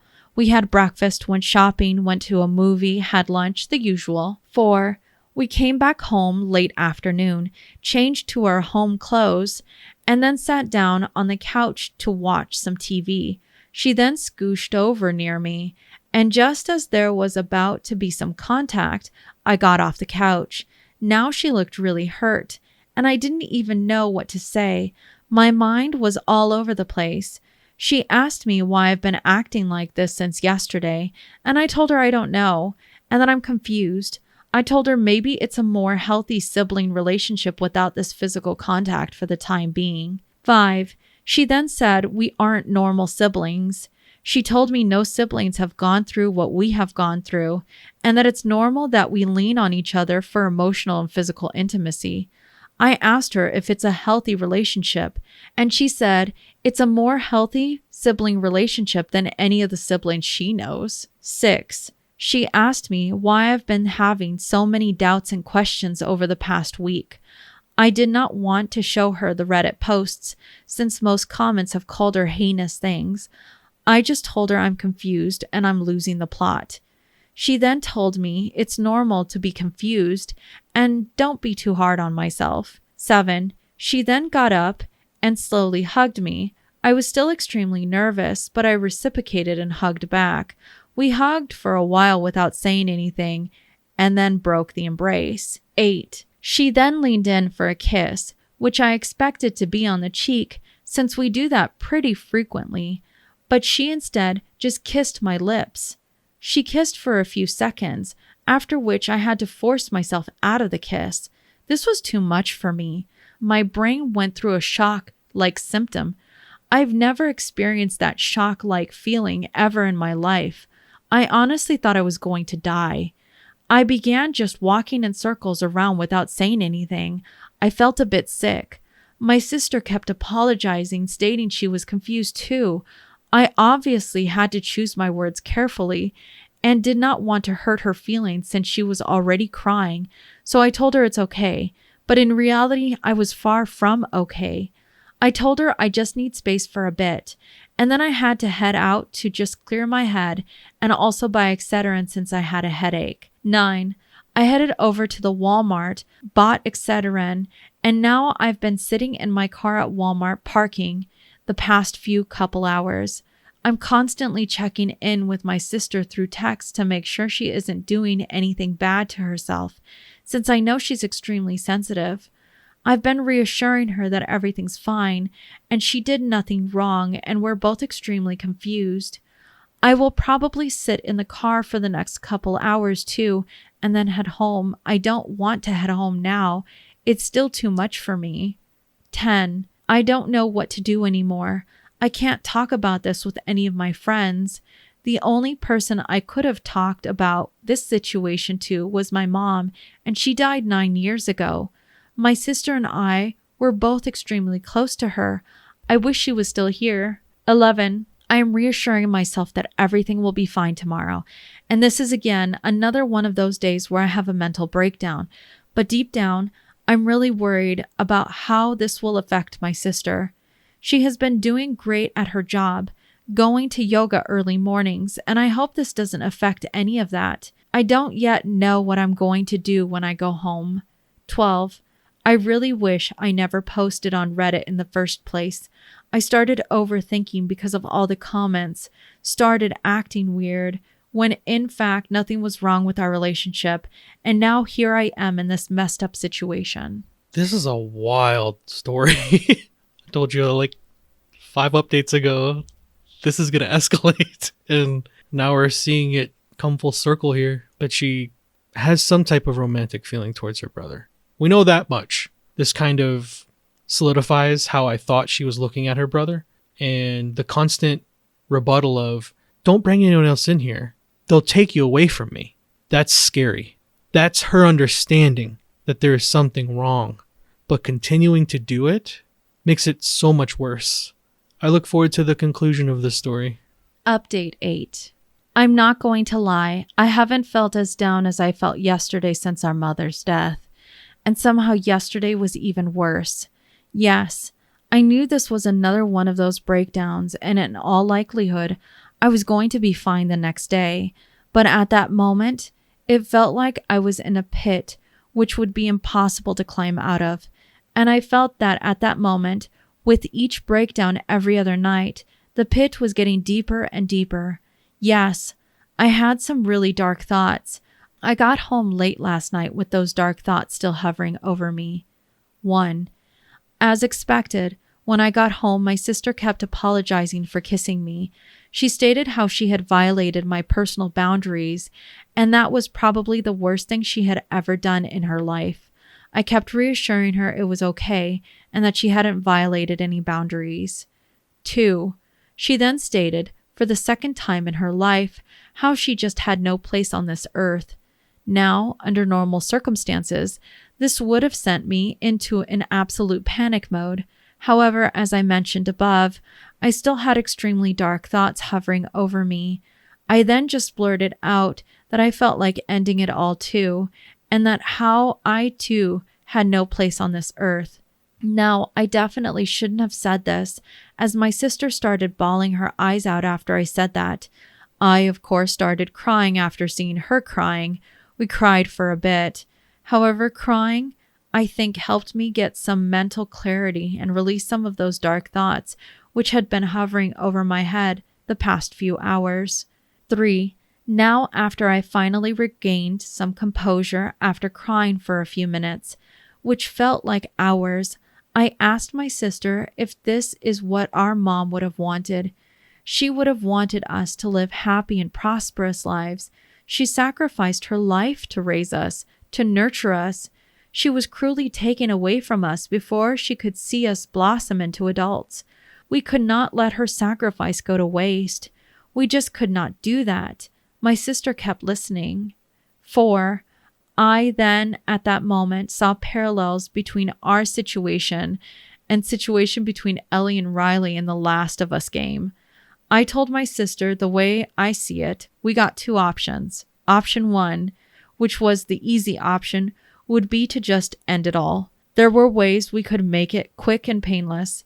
We would, however, be dishonoring our mother if we took that option. Option 2, which was the tougher option, would be that we fight. There are hundreds of ways we could have died yesterday and 100 ways we could die tomorrow. We, however, fight. For every second we get to spend on this earth, we fight for our mom. Whether it's 1 second, 1 day, 1 week, 1 month, 1 year, 1 decade, we don't give that up. We just can't give that up. 5. I then told her we are both unequipped to deal with the magnitude of the situation we are facing. There are hundreds of therapists out there who have spent years and decades studying about human psychology, getting PhDs, so they could help people like us. The fact that we've come to this situation where we both are seriously considering ending our lives shows how desperately we need a mental health professional and how we couldn't just rely on each other. 6. My sister then agreed, and we both agreed we'd start looking for the next available appointment starting Monday. I then also told my sister that we had to be honest with the therapists about our current situation.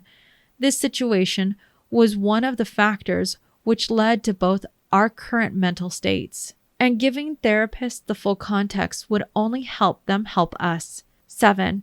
My sister then admitted she was scared and had something to tell me. She told me that after what she was about to say, I was well within my right to leave her, disown her, never speak to her, or see her ever again. I kind of expected what she was going to say because of the kiss, but I told her to go ahead, and regardless of what she said, I wouldn't be angry with her and I would never leave her ever. She then told me she has been fighting with her feelings for years and that she loved me like a girlfriend loves a boyfriend. Now, of course, I expected something along these lines, but the way she said it still left me a bit shocked, but I continued to listen. She told me it started right around when I started taking her to high school dances. She continued about how I was kind, gentle, always listened to her when she had no one else to talk to. She told me that she did not really care too much about the physical qualities, but it didn't help that she found me attractive and that I always smelled good.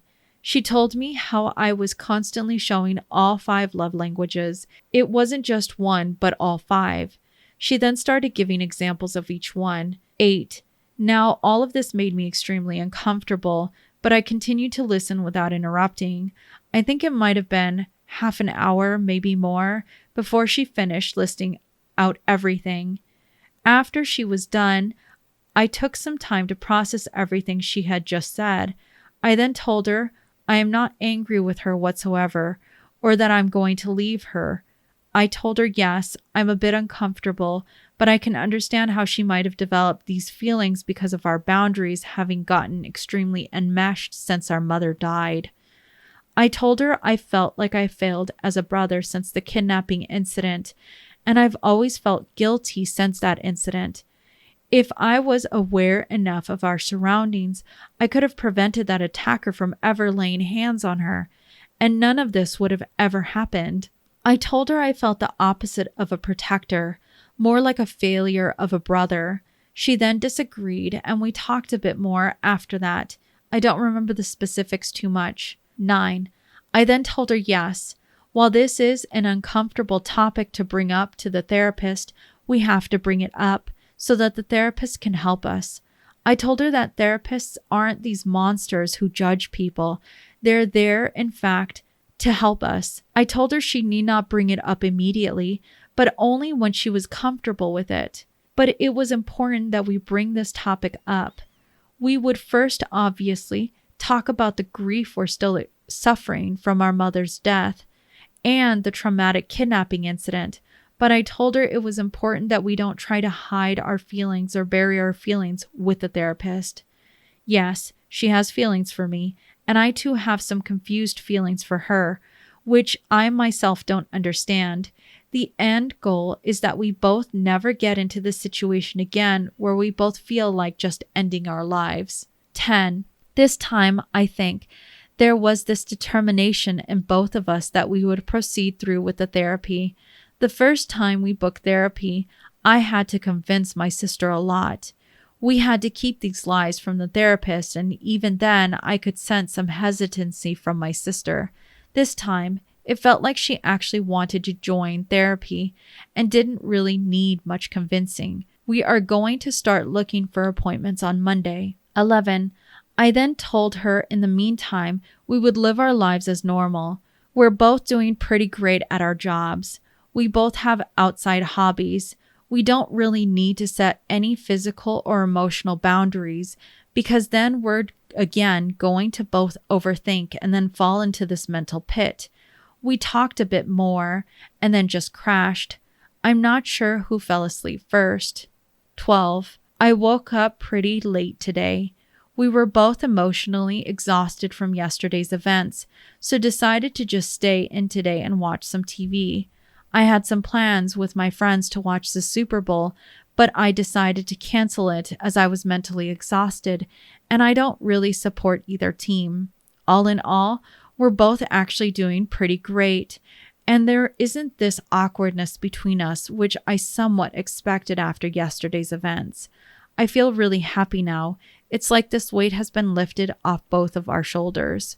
13.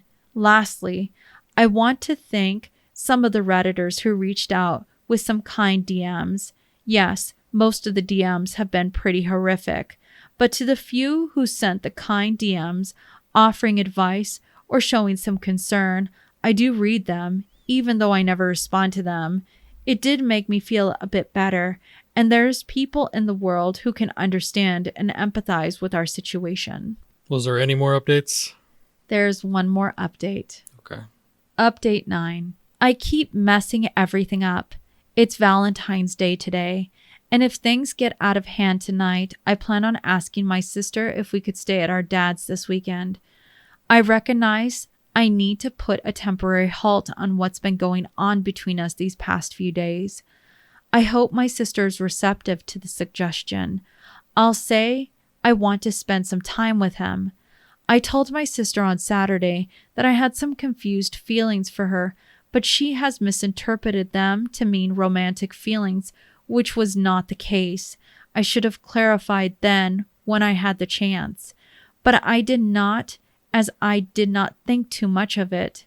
Since then, however, things have progressed in a really wrong direction between us, and now I don't know how to stop it without hurting her feelings. I do want to stop what's currently happening, but I want to stop it in a way without hurting her, and I don't know how to do that. 1.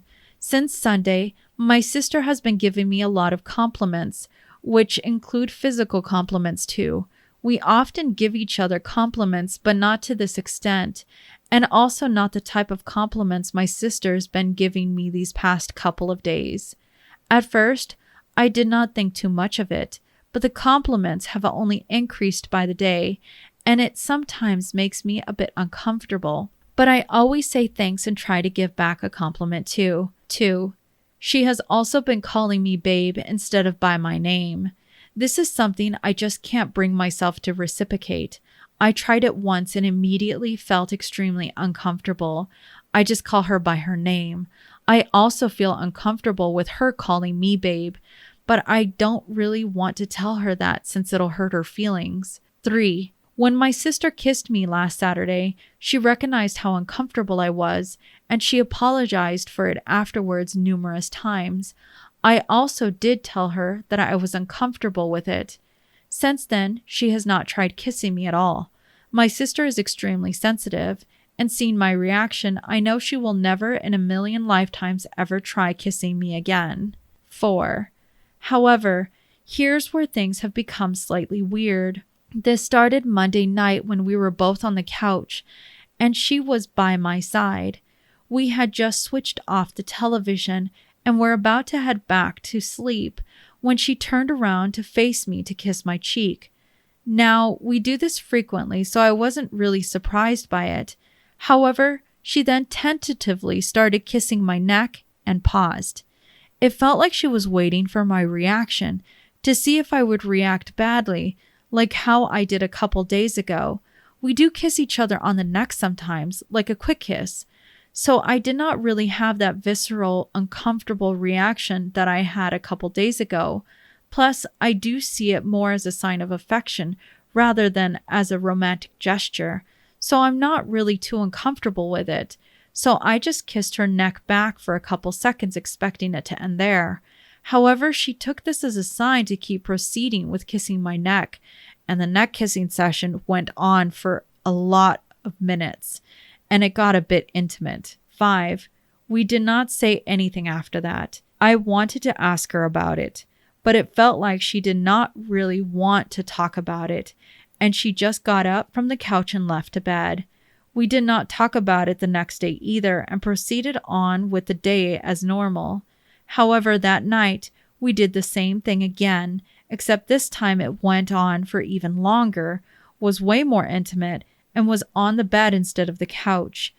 I cannot bring myself to ask her about it because it looks like she doesn't want to talk about it at all. 6.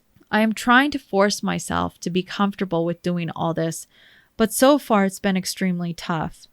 I know what we're doing is definitely not normal, especially given she recently admitted she had romantic feelings for me. I just can't get it out of my mind that we're siblings. I am trying to ignore that we're siblings, but the more I try to ignore it, the more it's being pushed to my mind that we're siblings, and it sometimes makes me nauseous if I think about it too much. However, I am somewhat ashamed to admit I do find this neck kissing session somewhat soothing and relaxing. I do still think neck kissing is more of a gesture of emotional intimacy rather than some romantic thing. Here's how I internally process whatever's happening between us. Emotionally, my heart belongs to my sister, and since I view neck kissing as an emotional thing rather than a romantic thing, I see these neck kissing sessions as an extension of the emotional intimacy we share. I really hope my sister too sees it like that rather than as a romantic thing. 7. I am slightly worried about if things are going to further escalate between us tonight since it's Valentine's Day. We're about to go to the theater to watch the Anyone But You Valentine Encore movie, so I decided to just update Reddit now as I don't think I'll have the time to later. We're going to have our gift-giving sessions when we get home after the movie. My sister is really excited about it. I'm excited too. I've spent a lot of time on the gift this year to make it as thoughtful as possible.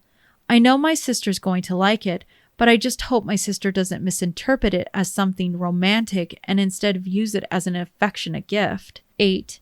I do recognize that my presence in her life is contributing to all of this.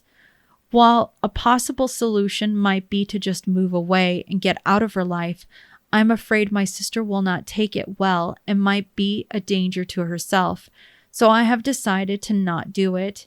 I do have some fleeting, dark thoughts about how the easiest solution is to just end myself, since we did make an oath a while back that if something were to happen to me, my sister would not do any harm to herself and that she would join therapy. And I know she will stick to that oath. But then I always remember of my mother's sacrifice, that she wanted me to live a healthy and prosperous life, and those thoughts then slowly disappear. So I'm willing to fight it out till we start therapy, which is in a month.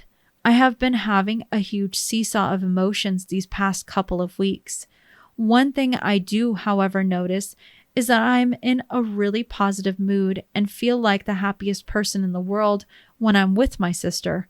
However, when I'm left alone to my thoughts, I sometimes get some really dark thoughts. 9. I also recognize that we're here in this situation because of me. If I were not on my phone that day like a careless, stupid teenager, if I was more aware of my surroundings, I could have prevented that attacker from even laying hands on her in the first place, and she would have led a normal life. However, I did not. And as a result, she's still suffering from that incident to this day, all because I was too distracted on Twitter that horrible evening. I have ruined her life with my negligence and carelessness. 10. We are both starting therapy next month. I am confident that therapy will fix what we're going through. We are not going to hide anything from the therapist. I'm not sure if we're going to talk about kissing each other's necks, but we're going to talk about everything else. Was that the end? That was the end. What a hot mess of a story this is. I genuinely feel bad for both of them because it sounds like a terrible circle of hurt, and I feel as if the OP has allowed an incident that happened when they were in their adolescent. Yeah, they were 15 or something. And has allowed it to be a excuse to allow something that I know deep down, especially with having perspective from a lot of Redditors that was telling him this was not healthy. This was really bad. I know I read comments on individuals saying where they had codependency on siblings, and they're saying you are making this 1,000 times worse by what you're doing, and you need to disentangle yourself quickly. Another thing that I find very interesting is the fact that they're always throughout this entire tale saying that if one doesn't go to therapy, the other one won't. That is destructive. So I don't like that aspect of their, I mean, there's a lot of aspects of this relationship that really got out of hand. And now you can see where the sister is pushing the boundary. Oh, yes. It's very scary the way she's moving the goalposts to see what he's comfortable with. And to normalize it. It's scary for him too, because he's doing, well, I just want to make sure she's okay. If someone says, or if someone is staying in a relationship with someone because they're fearing the other person will self-harm, we would say immediately, get out of that situation. How is it any different here? Because they're siblings? No, your sister needs help. You need help. But the good thing is you see that aspect. The alarming thing is you're living this every single day, right? They're crying every single day. They're doing this big dramatic crescendo every single day, right? These big talks every single day. Can you imagine being in that high-strung drama? No. When you know everything in your body is saying, this is wrong, we need help. But then you're listening to someone, right? It's that whole adage of, the sick can't help the sick. You need help. The sister has already admitted that this had become a romantic interest for her several years back. And now we see it, her progression here, pushing him closer into accepting things, normalizing kissing on the neck. I won't get so much into semantics of that because maybe for some siblings, a little peck on the neck is something that they did. But he's not talking about that. He says it turned into something intimate. There's a difference. And when he said that, he meant that. That's very scary. Now, let me ask, because this story is very, very long. They are going to therapy soon. It's on the loom. Are we like a month out? He said a month out. Now, here's where I feel the doubt on that, though. So this last post, this update 9, he took that down really fast. Where before the other updates he left on. A part of me wonders, mind you, this has been out there for a hot minute. I've been following this 9 updates in, and I think it is only until yesterday, literally yesterday, where I now noticed as I was looking through all of my notes and trying to see if there's any other comments that sort of stick out aside from the updates, gauging Redditors and how they're thinking and certain rationale that they might point out to our OP. Our OP struck down all of his updates and the original post. I know he was having a tug of war with himself going, if I had just not posted this, I don't feel this way anymore. Because that's what he was saying was, the only reason why I'm having this imbalance now in my life is because I went to you guys. Because now it's in my head that this is wrong. But then he on that same sentence will go, I know it's wrong and I need help and I'm going through breakdowns every single day. And now you're saying that after this entire time, all these updates, he's wiped it away. Correct. It first started with update 9 that he just wiped away. And then, as I said yesterday, when I was looking through all of it just to see, all of them were struck down. I hope that our OP and his sister go get the help that they sincerely need. Tragic story, because we are talking about 22-year-olds and their inability to seek the help they need. To have yourself held hostage because that's what it sounds like this has turned into for the brother. It will only get worse from here. She keeps pushing this narrative and she gets what she wants out of this. She's going to find out that it's already doing a lot of mental harm to her brother. To be that selfish, to walk that path, to have done what the sister has done to this point, alienated him from his girlfriend to the point where he broke it off. There was no alternative. There was only living with the sister. I don't know what went on in that conversation to have him jump from, I'm living a healthy life now, I'm thinking about proposing to my girlfriend, I have all these planned out, I bought a ring, right? He bought a ring. So he's already at this point. I don't know what happened in that conversation when he goes and meets her at her apartment. What devastating things she said to him to have prompted his life completely shift. And then to the point where he's okay with all of it. And through the deletion of these things scares me, because have we finally flipped the page and went, you know what? Our life is fine. These boundaries that have been pushed constantly, I'm just going to live with because it makes my sister happy. Unhealthy. That's so sad. I hope they get the help they need. I hope so as well. Well, for our next story. My boyfriend slept with someone else while we were on a break and now is mad that I consider it cheating. Am I the a-hole for considering it as cheating? Throwaway account because he knows my main Reddit account. This is my first time posting and English is my second language, so I am sorry if this is messy. The truth is that my emotions are all over the place. I, 20 female, have been dating my boyfriend, let's call him Alex, 25 male, for a year and 3 months now. We met at the library. Our love story is like the ones in rom-coms. The first 2 times we just exchanged looks. I was too shy to talk with him. The 3rd time he got a book that I love. I told him that the book is very good. The librarian woman, around 45 female, agreed. When we got out of the library, he asked for my socials. I told him I have an Instagram, Facebook account that I am not using, and TikTok. We exchanged our Instagrams. I waited a few days, but nothing. One day, he posted a funny meme on his story, and I replied to it. Somehow we started a conversation. The next day, he texted me telling me he loved the book. We kept on texting each other for a while. Then he told me he wanted to hang out with me, not a date. We hung out a few times, and he asked me on a date without asking me. He just asked if I felt like going to a restaurant. It was an expensive one. We usually hung out around the city, or we drank coffee somewhere. I am a people pleaser, and of course I had to say yes, even though it was going to hurt my bank account. Well, it didn't, because he paid. I told him he didn't have to. From our conversations to him being a gentleman, I got a crush on him.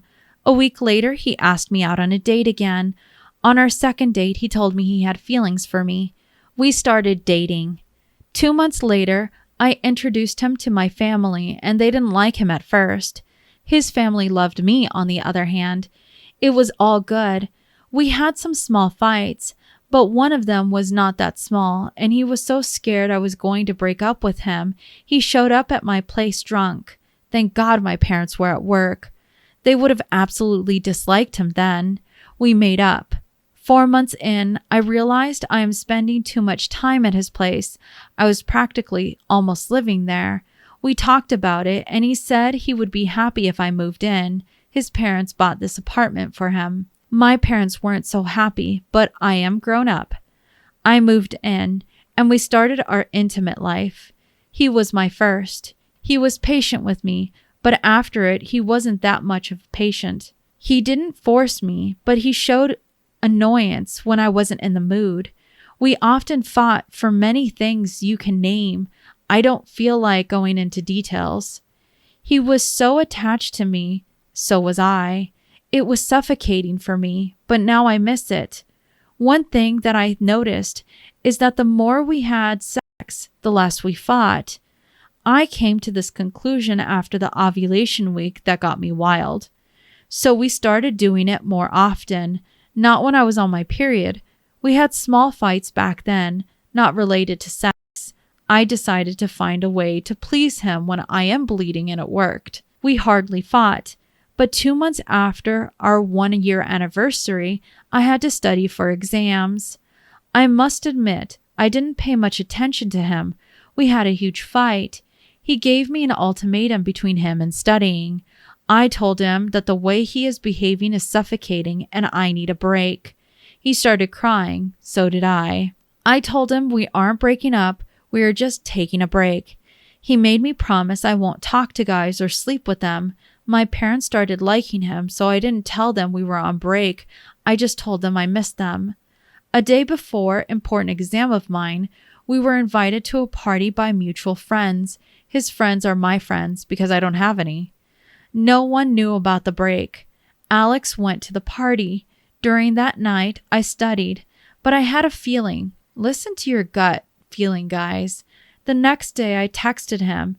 Keep in mind, I didn't text him since we decided to be on break. He asked me about the exams and I told him I did well.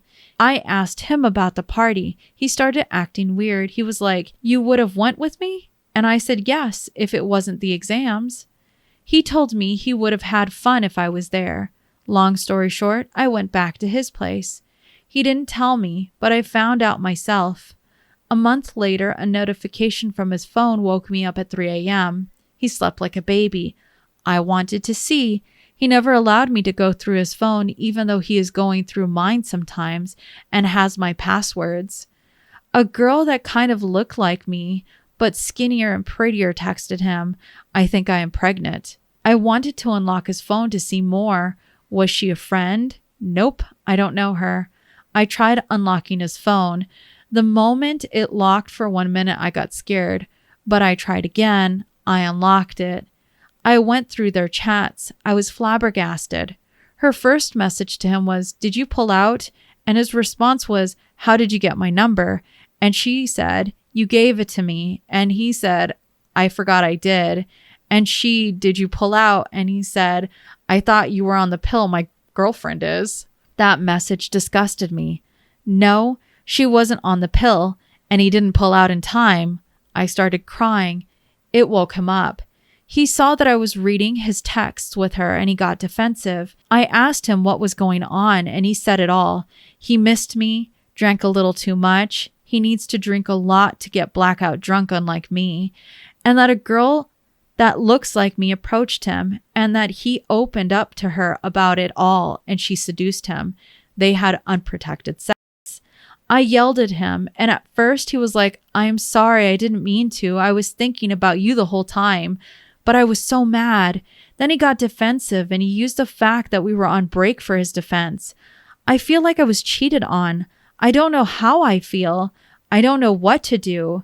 Am I an a-hole for this? Okay. Well, we got to start with this. What would be her definition, because this is important, of a break? Because she's asking for a break. Correct. Now, for some people, when you do say break, it's a breakup. That's exactly what it is. Normally, that's just how people kind of avoid the hard line, "We're breaking up," and more like "We're breaking up, but there's a chance we could come back." Now, for some people, it really is just a break to like get apart from each other for a while and then come back. That can happen. So I have to come back at it in that he said, "Don't talk to guys. Sure. Don't sleep with them." Now, that's the other flip of this coin, is that when she said break, he put the stipulations there. Do as I ask, not as I do. There were plenty of red flags about this relationship before this even happened, though. Not respecting boundaries is a big one. Trying to force intimacy where you shouldn't be forced to, just to placate the other party. That's a big one, especially at the cost of what you want to do. If it's a no no matter what the reason is. When you have someone in your life that wants to push that, guy or girl, you've got someone bad on your hands. I mean, we're talking, these are kids, right? They're in their early 20s, 23, 24. She's 20, he's 25. Big difference. Big difference. This is another one. We're talking about someone who's 20, who's just barely getting out of the nest, right? She was living with her folks when she met him. He has his own apartment somewhere that his folks bought. So he's playing on a different level of living right now. Now, I don't know if there's abuse, physical, or the fear of that, and is why she said break. But then she comes back. She comes back, and that's the only reason why she finds out about this whole thing. For her, I guess a break did mean just a little bit of separation time and then come back. But that doesn't really fix the whole point of why the break happened, right? We can say break all we want to, but if you're not going to address why you needed it, when you come back, it's still there. So did it help you? There's a lot of people that fall into that type of rut. And I think your boyfriend ended up doing you a favor. You see who he is. He's about to have a kid on the way. Take the exit here. Move on with your life. You're only 20. You're going to learn now that you are responsible for the partners you pick. Understand their values. In my opinion, you are not the a-hole just solely on the fact that is a do as I say, not as I do. You were done a favor, though. I would leave. So the consensus on Reddit was, does it really matter? Do you not see this a-hole right there who did this awful thing? Why are you even here asking that question? And as you can tell, the consensus was mainly not the a-hole, but leave. Like quick, fast, and in a hurry.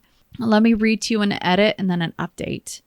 So our OP put an edit and said, I wrote this a few hours after it happened. I indeed included unnecessary details. Also, I realized I felt cheated on because he was a hypocrite in the situation. I am currently packing my bags and on my way to end this relationship. I don't know if I will update. Maybe I will because I will be a bigger mess than I am right now. And our OP did update. So let me go ahead and read that. I didn't expect things to happen as fast as they did. I don't have anyone to talk to, so I will just vent here yet again. Again, I am sorry if this is messy and full of unnecessary details. The long story is that I broke up with him the moment he went back home. Usually when we fought, he would go for a walk. We have each other's locations, so I knew where he was. I wanted to be mature and have this conversation with him in person rather than over text. If I knew things would go the way they did, I would have gone to my parents' house straight away, because the moment he came back and saw my luggage, he was like, "Where the fuck do you think you're going?" And I straight up told him I was done. I was done with this relationship and I was done ignoring the red flags. He laughed and told me that I am not going anywhere. I told him I was tired of his controlling behavior. Alex said that we weren't breaking up over this. I told him it wasn't only over this. And then as I tried listing everything that bothered me, he called me crazy. I told him that if I am crazy for him, he shouldn't have dated me. He should find someone normal. He said he only wants me. I want him too, but I can't do this anymore. He got very mad and defensive and started yelling, and all of a sudden he grabbed my wrist very tightly. He never did this before. I tried holding back my tears, but I couldn't. I started shaking. I told him to let me go, and he told me to stop telling him what to do. And then he did the unexpected. He hit me. A few weeks ago, I saw a quote on TikTok that stated, "If he hits walls, he will hit you." And I didn't believe it until now. When he gets angry, he is aggressive. He punches the wall or sometimes throws objects. I didn't expect him to hit me. I was shaking and crying and he kept yelling, and at this point, I couldn't hear him anymore. He let go of my wrist and told me to go back to our bedroom, and I said no. He had this scary look on his face as I said that. My first impulse was to run. I ran to the bathroom. Thank God it had a lock. I quickly locked the door, but he started yelling at me to unlock it. While I was crying, I felt my phone in my pocket vibrate. I forgot I put it there, but thank God I did. I wondered between calling the cops or my parents, but I didn't want him to know I had my phone. I texted my parents that I need them to pick me up from Alex's apartment. I usually don't do that. The last time we had a break, I went home by myself because I can just get the bus. This time I couldn't. My dad called me and I picked up as soon as possible. I didn't want him to know I was on the phone because if he did, he would have been more motivated to break the door. My parents heard his screaming and my crying. Around 15 minutes, I heard the doorbell. Alex suddenly stopped yelling. He said if the neighborhood heard him, I was dead. When he opened the door, he was met by my parents. Not a minute later, I heard my mom, and I unlocked the door and ran to her. I kept on crying and apologizing, and she just hugged me and told me that we were going home. When we went to the living room, I saw my dad punching Alex. I tried to stop him, but my mom told me he deserves it. In the car, we waited for my dad. They asked me about what happened, and I told them about how messy our relationship was. My dad almost wanted to go back and kill him. I kept on crying, telling them I may have been wrong, but I didn't deserve this.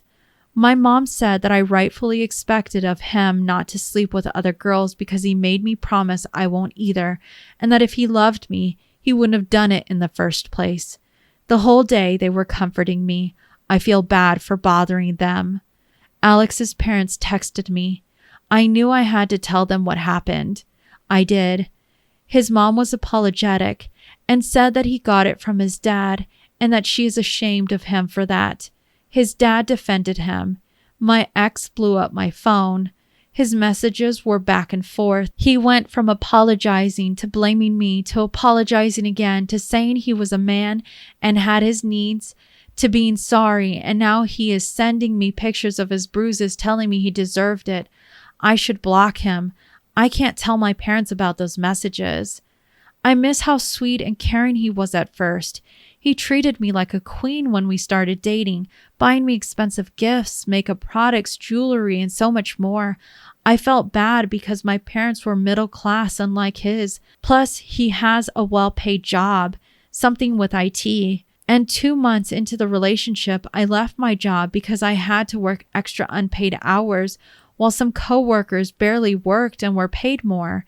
He told me he loved me and that he wanted to marry me during the first month of our relationship.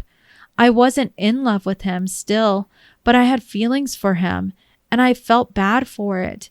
Later on, that treatment slowly stopped and he was getting mad I wasn't putting the same effort.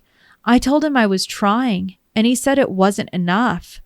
I asked him how, and he said that he spent so much on me and I barely spent on him.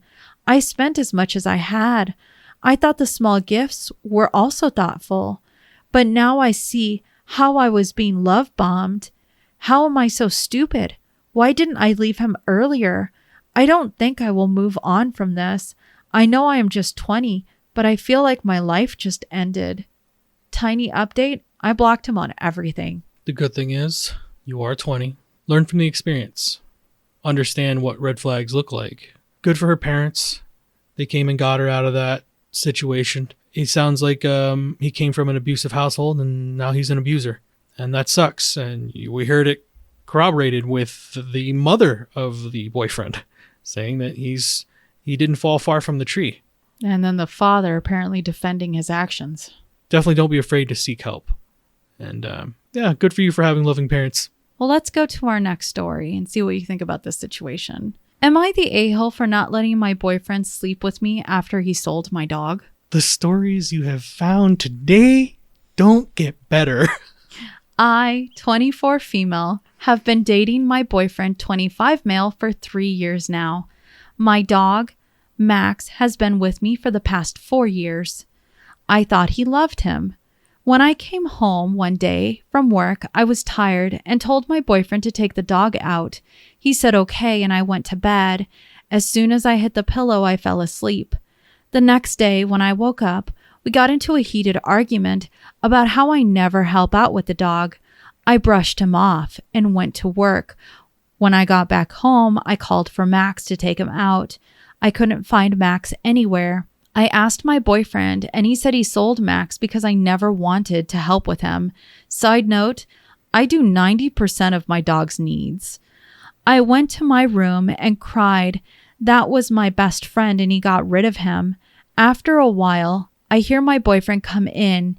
He tried to get in bed with me, but I pushed him out and told him that since he can't get rid of my things without my permission, he can't sleep on them either. He called me a selfish bitch and said I was just a dog neither of us had time for and walked out.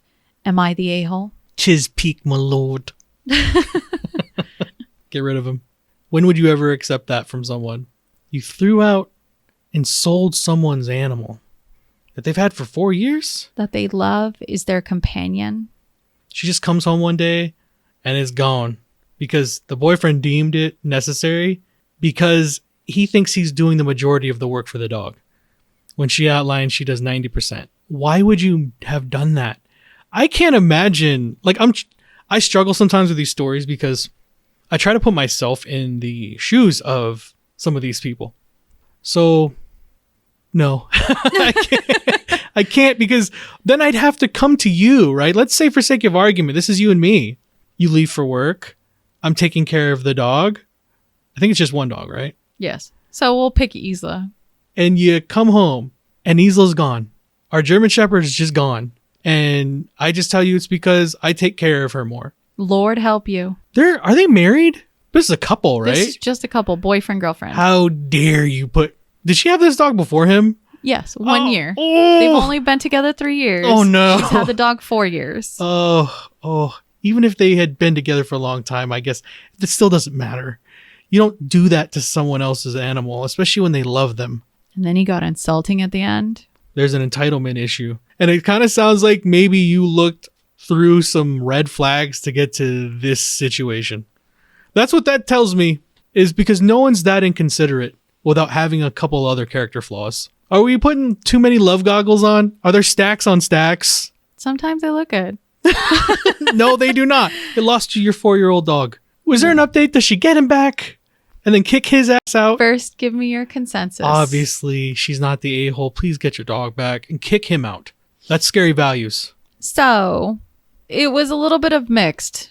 Most of it was not the a-hole, but the individuals that were saying that she was the a-hole is essentially saying, why haven't you said that you got your dog back? What is going on? Where's your dog? Our OP did update. Please. And say, yes, I did get my dog back. But when I went around asking for Max, one of my neighbors said he saw one of his friends. We are close to our neighbors. So it turns out he paid $50 for my dog, but I got him back. It's okay. And guys, I broke up with him. Good.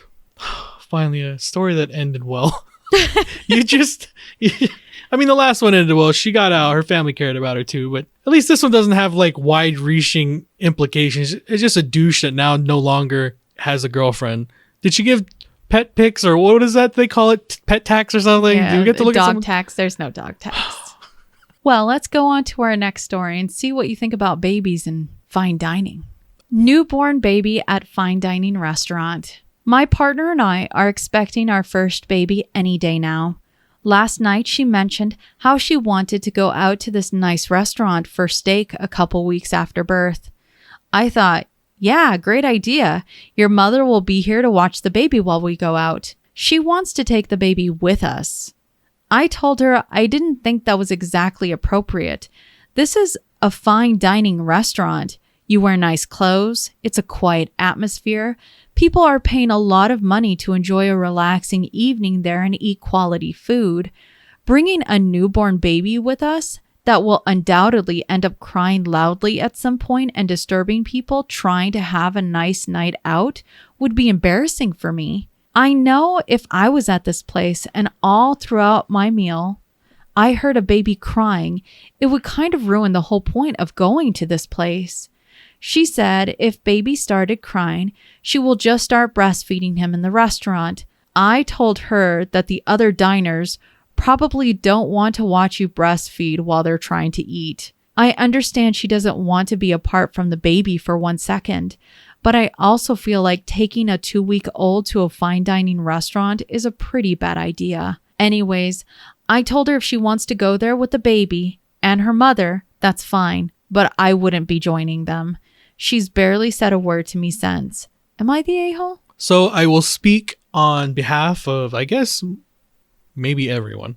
There might be a couple of people, but I'm speaking for you. People hate when you speak for them. While you do it. For you.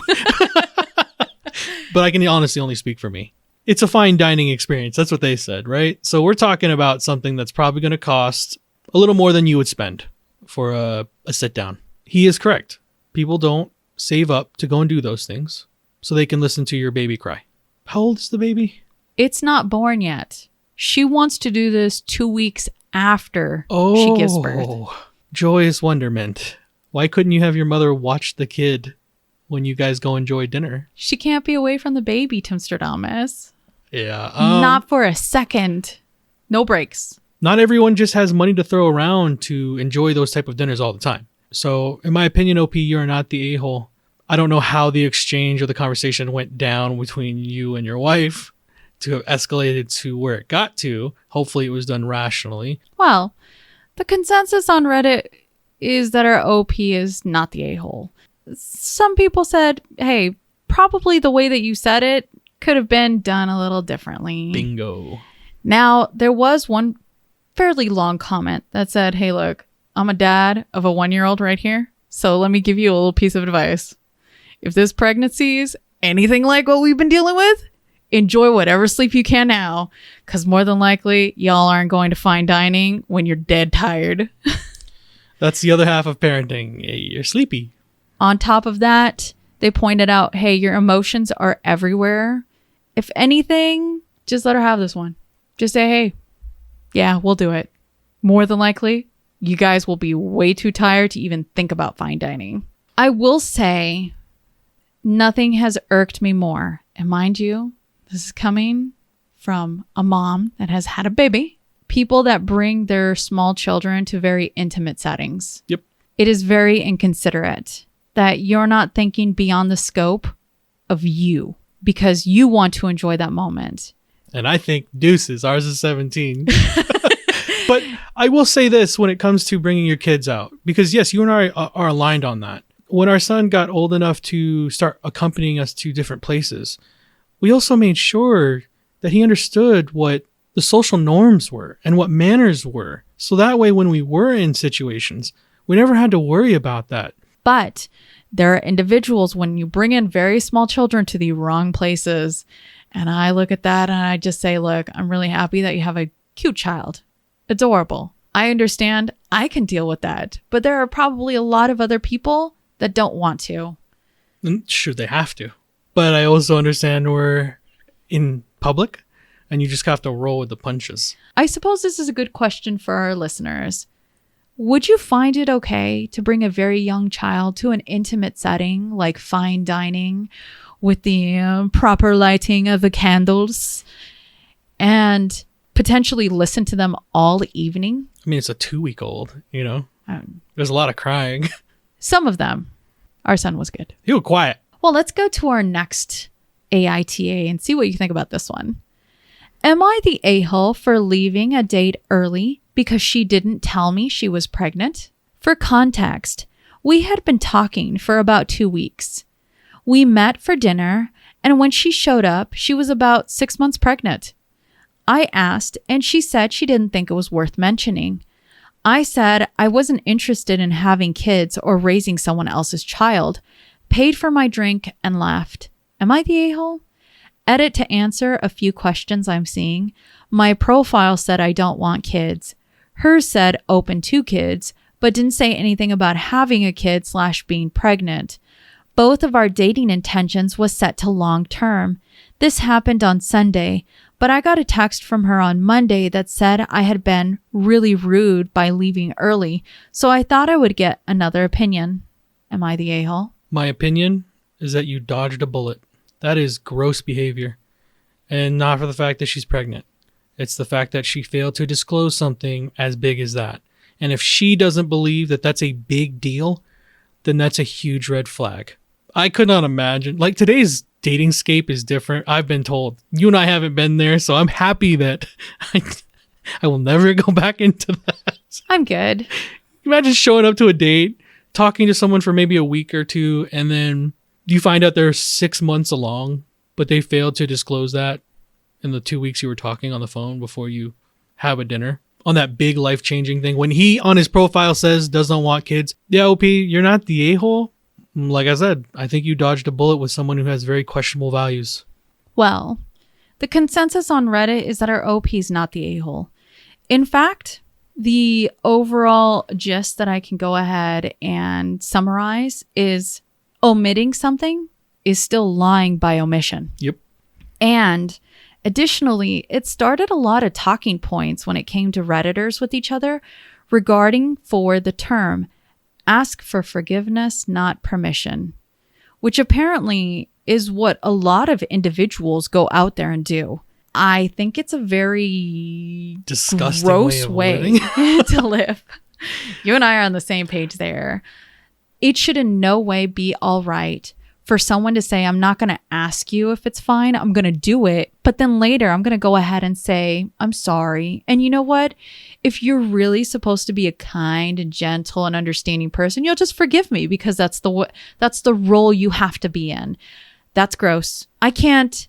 And as in my mind, you flip it, a woman doing it or a man doing it, it's gross either way. If a guy who you've been talking to suddenly shows up on your date with a 3-year-old by his side and says, oh yeah, by the way, I'm a dad. I just didn't see that it was important to talk about. This is Junior. I feel the same way. Get out of here with that. You didn't disclose it. Both profiles said no kids. She knew what she was getting into. She said open to kids. Well, his was definitely no kids. We didn't realize open to it literally means she's about to be open to a kid right then. Ma'am, is that a whole human under your shirt? Come on with that. No, that's so ridiculous. And then for her to text him back the following day telling him that he's rude. Come on with that entitlement. The values there are so suspect that it will bleed into every other aspect of their life with you. Well, let's go to our next story and see what you think about this one. Am I the a-hole for being the reason why one of the kids at the party didn't get any birthday cake? I, 23 female, made the birthday cake for my niece, Ava's 10th birthday recently. I made a blue velvet cake. Personally, not my cup of tea, but I knew Ava would love it. I also made cupcakes just so people had other options. I made vanilla cupcakes and dyed it blue. I made chocolate cupcakes with blue buttercream frosting as well. It was a Percy Jackson themed party, so the food being blue was part of the theme. The birthday cake was a hit with the kids, except for one. My cousin has a kid, Clara, 7 female, who has certain difficulties with food. For example, chicken nuggets need to look like chicken nuggets.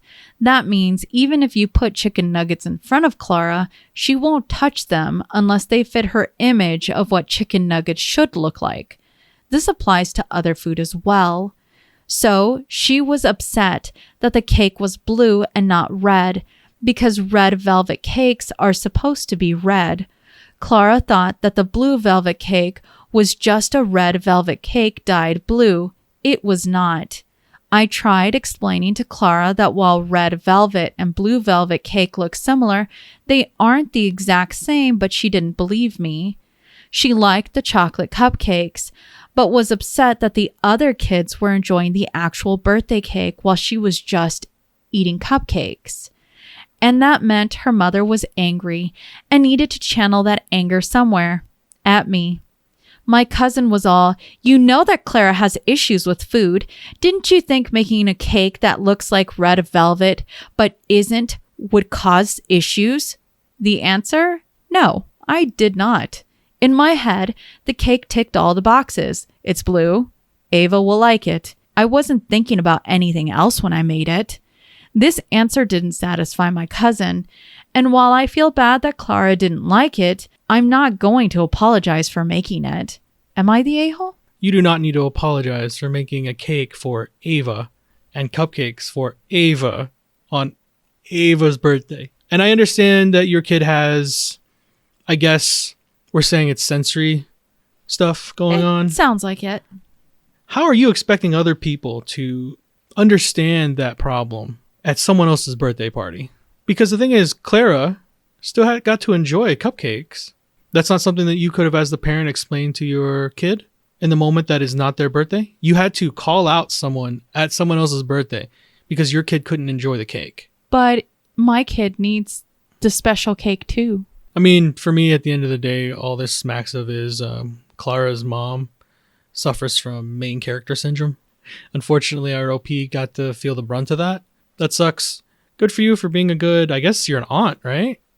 Yes. Keeping a good aunt. Don't let this experience keep you from doing what you like and making things for people. Well, the consensus on Reddit is that our OP is not the a-hole. In fact, many Redditors came out and said this was a perfect time for Clara's mom to have come in and actually taught her proper etiquette when you're at someone else's event, that it's not always about you and that you have to make concessions. If this was something that she wanted to go ahead and get for Clara after the party, then she should have done that. But in no way was our OP being selfish or callous in any way. She made a cake. She made alternatives for individuals. And yeah, it's sad that Clara couldn't enjoy the cake, but at least she got to enjoy some cupcakes. Well, let's go on to our almost the last story. Am I the a-hole for not having my in-laws over if they are going to keep nagging us about our son's penis? I married a woman from a certain religious background that circumcises all boys as infants. My wife is atheist, but will adhere to some traditions out of heritage, not religion. I grew up in a religion that has no outright rule on the practice, but like my wife, I am also not religious. We brought our baby boy home 1 month ago. My in-laws were sad when they learned the name, as it was just a typical American name. Think Jack or Ryan, that has no tie to their background. While she was pregnant, they kept suggesting names from their background, but we insisted at not sharing until he was here. After he was here and we shared the name, they made a few comments that they were upset, but then mostly dropped it. 2 weeks ago, they met him for the first time. They made comments that he is late for the breeze, but we will need to schedule it soon as it's better late than never. We have no plan to do so. My wife says she thinks it shouldn't be up to her since she has no penis, and that I should get to decide. I also think it shouldn't be up to me as it's not my body. She was fine with that, and that's that. Last night, they dropped by for dinner to surprise us with a meal they cooked. We kind of felt obligated to let them stay for a bit to spend time with their grandkid. At first, it was okay, until he needed a diaper change, and they said they'd do it to be helpful. Cool, right? No. They used this as another chance to ridicule us for not circumcising him, and went all on about how we need to. I then told them they had to leave, and said they are not to come over if they are going to keep being obsessed with this child's penis. My wife laughed nervously, but said it was harsh, but I'm dead serious. I don't want them coming over anymore unless they promise to drop it. My wife is hesitantly on my side because she also finds the whole thing creepy, but at the same time doesn't want to become estranged or anything. I know deep down it wouldn't happen, but part of me has this irrational fear they're going to try it themselves one time. Am I the a-hole for how I kicked them out and banning them for the time being? I know their intentions aren't actually bad, but I still find it gross and disrespectful to us as parents. I don't believe you're an a-hole. You set your boundaries. You said you no longer want to talk about this in your home. If they're not adult enough to understand that that's a boundary, then they don't need to be there. And the consensus on Reddit is that our OP is not the a-hole. In fact, many said keep your boundaries and don't ever let them take your child on an overnight visit. People are known to do crazy things in this world. Even crazy that, things. Huh? Don't let them. Don't leave them alone with your kid. Apparently, just supervised visits. I couldn't imagine having that conversation more than once with an in-law or my parents. Well, let's go to our last story of the day, and this is going to be a funny one because today we've had a lot going on with the show that I just spun up for us. Let's go ahead and end this with a today I fucked up one. I appreciate those. Today I fucked up by sending my wife a random dick pic. This afternoon, my wife went to the pharmacy just under 3 minutes away from our home. She called because there was an issue with our insurance card and requested the numbers from the newly issued cards. I began to read the numbers to her, but she interrupted, suggesting it would be easier if I sent a photo. To add a bit of humor, I included a picture of my private parts in the photo. When she returned home, I inquired how she liked the picture I sent. She appeared genuinely puzzled and unaware of what I was talking about. It turns out she handed her phone with the photo open directly to the pharmacist to get the numbers. The too long don't read? I sent my wife a photo of my private parts along with our insurance info, which she then inadvertently showed to the pharmacist at our local grocery store. So the pharmacist didn't say a thing when they saw this picture. This was a cool pharmacist. They were just like, I don't think I'm supposed to see this. I deal with too much of this on a daily basis. I'm gonna focus on these numbers. Can you just move your thumb a little bit down? A little down? Ma'am, I just need your address and your name. I must say, the comments in this Reddit thread was magnifique. So one person said, at least the pharmacist didn't send her home with a prescription for Viagra as well. Another individual said, I take Viagra for my sunburn. It doesn't cure it, but it keeps the sheets off my legs when I sleep. Another person answered and said, shame on y'all. Viagra can be a very addictive substance and is no joking matter. My grandpa was addicted to Viagra. Nobody took it harder than grandma.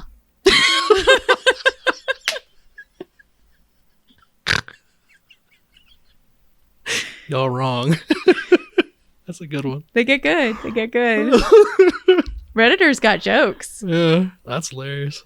Well, was that our last story? That was our last story. It's a good one to end our Monday off with. The amount of stories that you had for us and the depth that some of them got to. A little bit of severity in the weather. I may need some Viagra to keep the sheets off me. I know that's not what that is. That one's going to stick in my head for a little while. Oh, man. You know, the other night when you were hearing me snort, that was why. I was reading all the comments. I was like, this is freaking hilarious. That's pretty funny. Well, as our stories come to a close, don't forget, you've seen the world in your heart. If you have enjoyed listening to us read and talk about today's stories, please rate, subscribe, and turn on notifications for new content. We regularly post on Mondays. Yes. And Wednesdays on our Patreon. Talking about our Patreon, I would love to thank all of our Teatreons for all of your support. We appreciate and love every single one of you teabags. We'd also love to hear your opinions in the comments below. What did you think about the stories today? They were all a doozy. You had that one really long one. 9 updates? 9 updates. And it just, as I was reading this, I literally felt like that person that when you watch something bad happen and it happens in slow motion and you know you should probably look away, but you keep watching because you're just curious. With some popcorn. And remember, if you post it, maybe we'll see it on the internet. You know, we had a long episode. I want to watch the 10th Kingdom now. Suck an elf. We haven't done that in a little bit. I'm excited.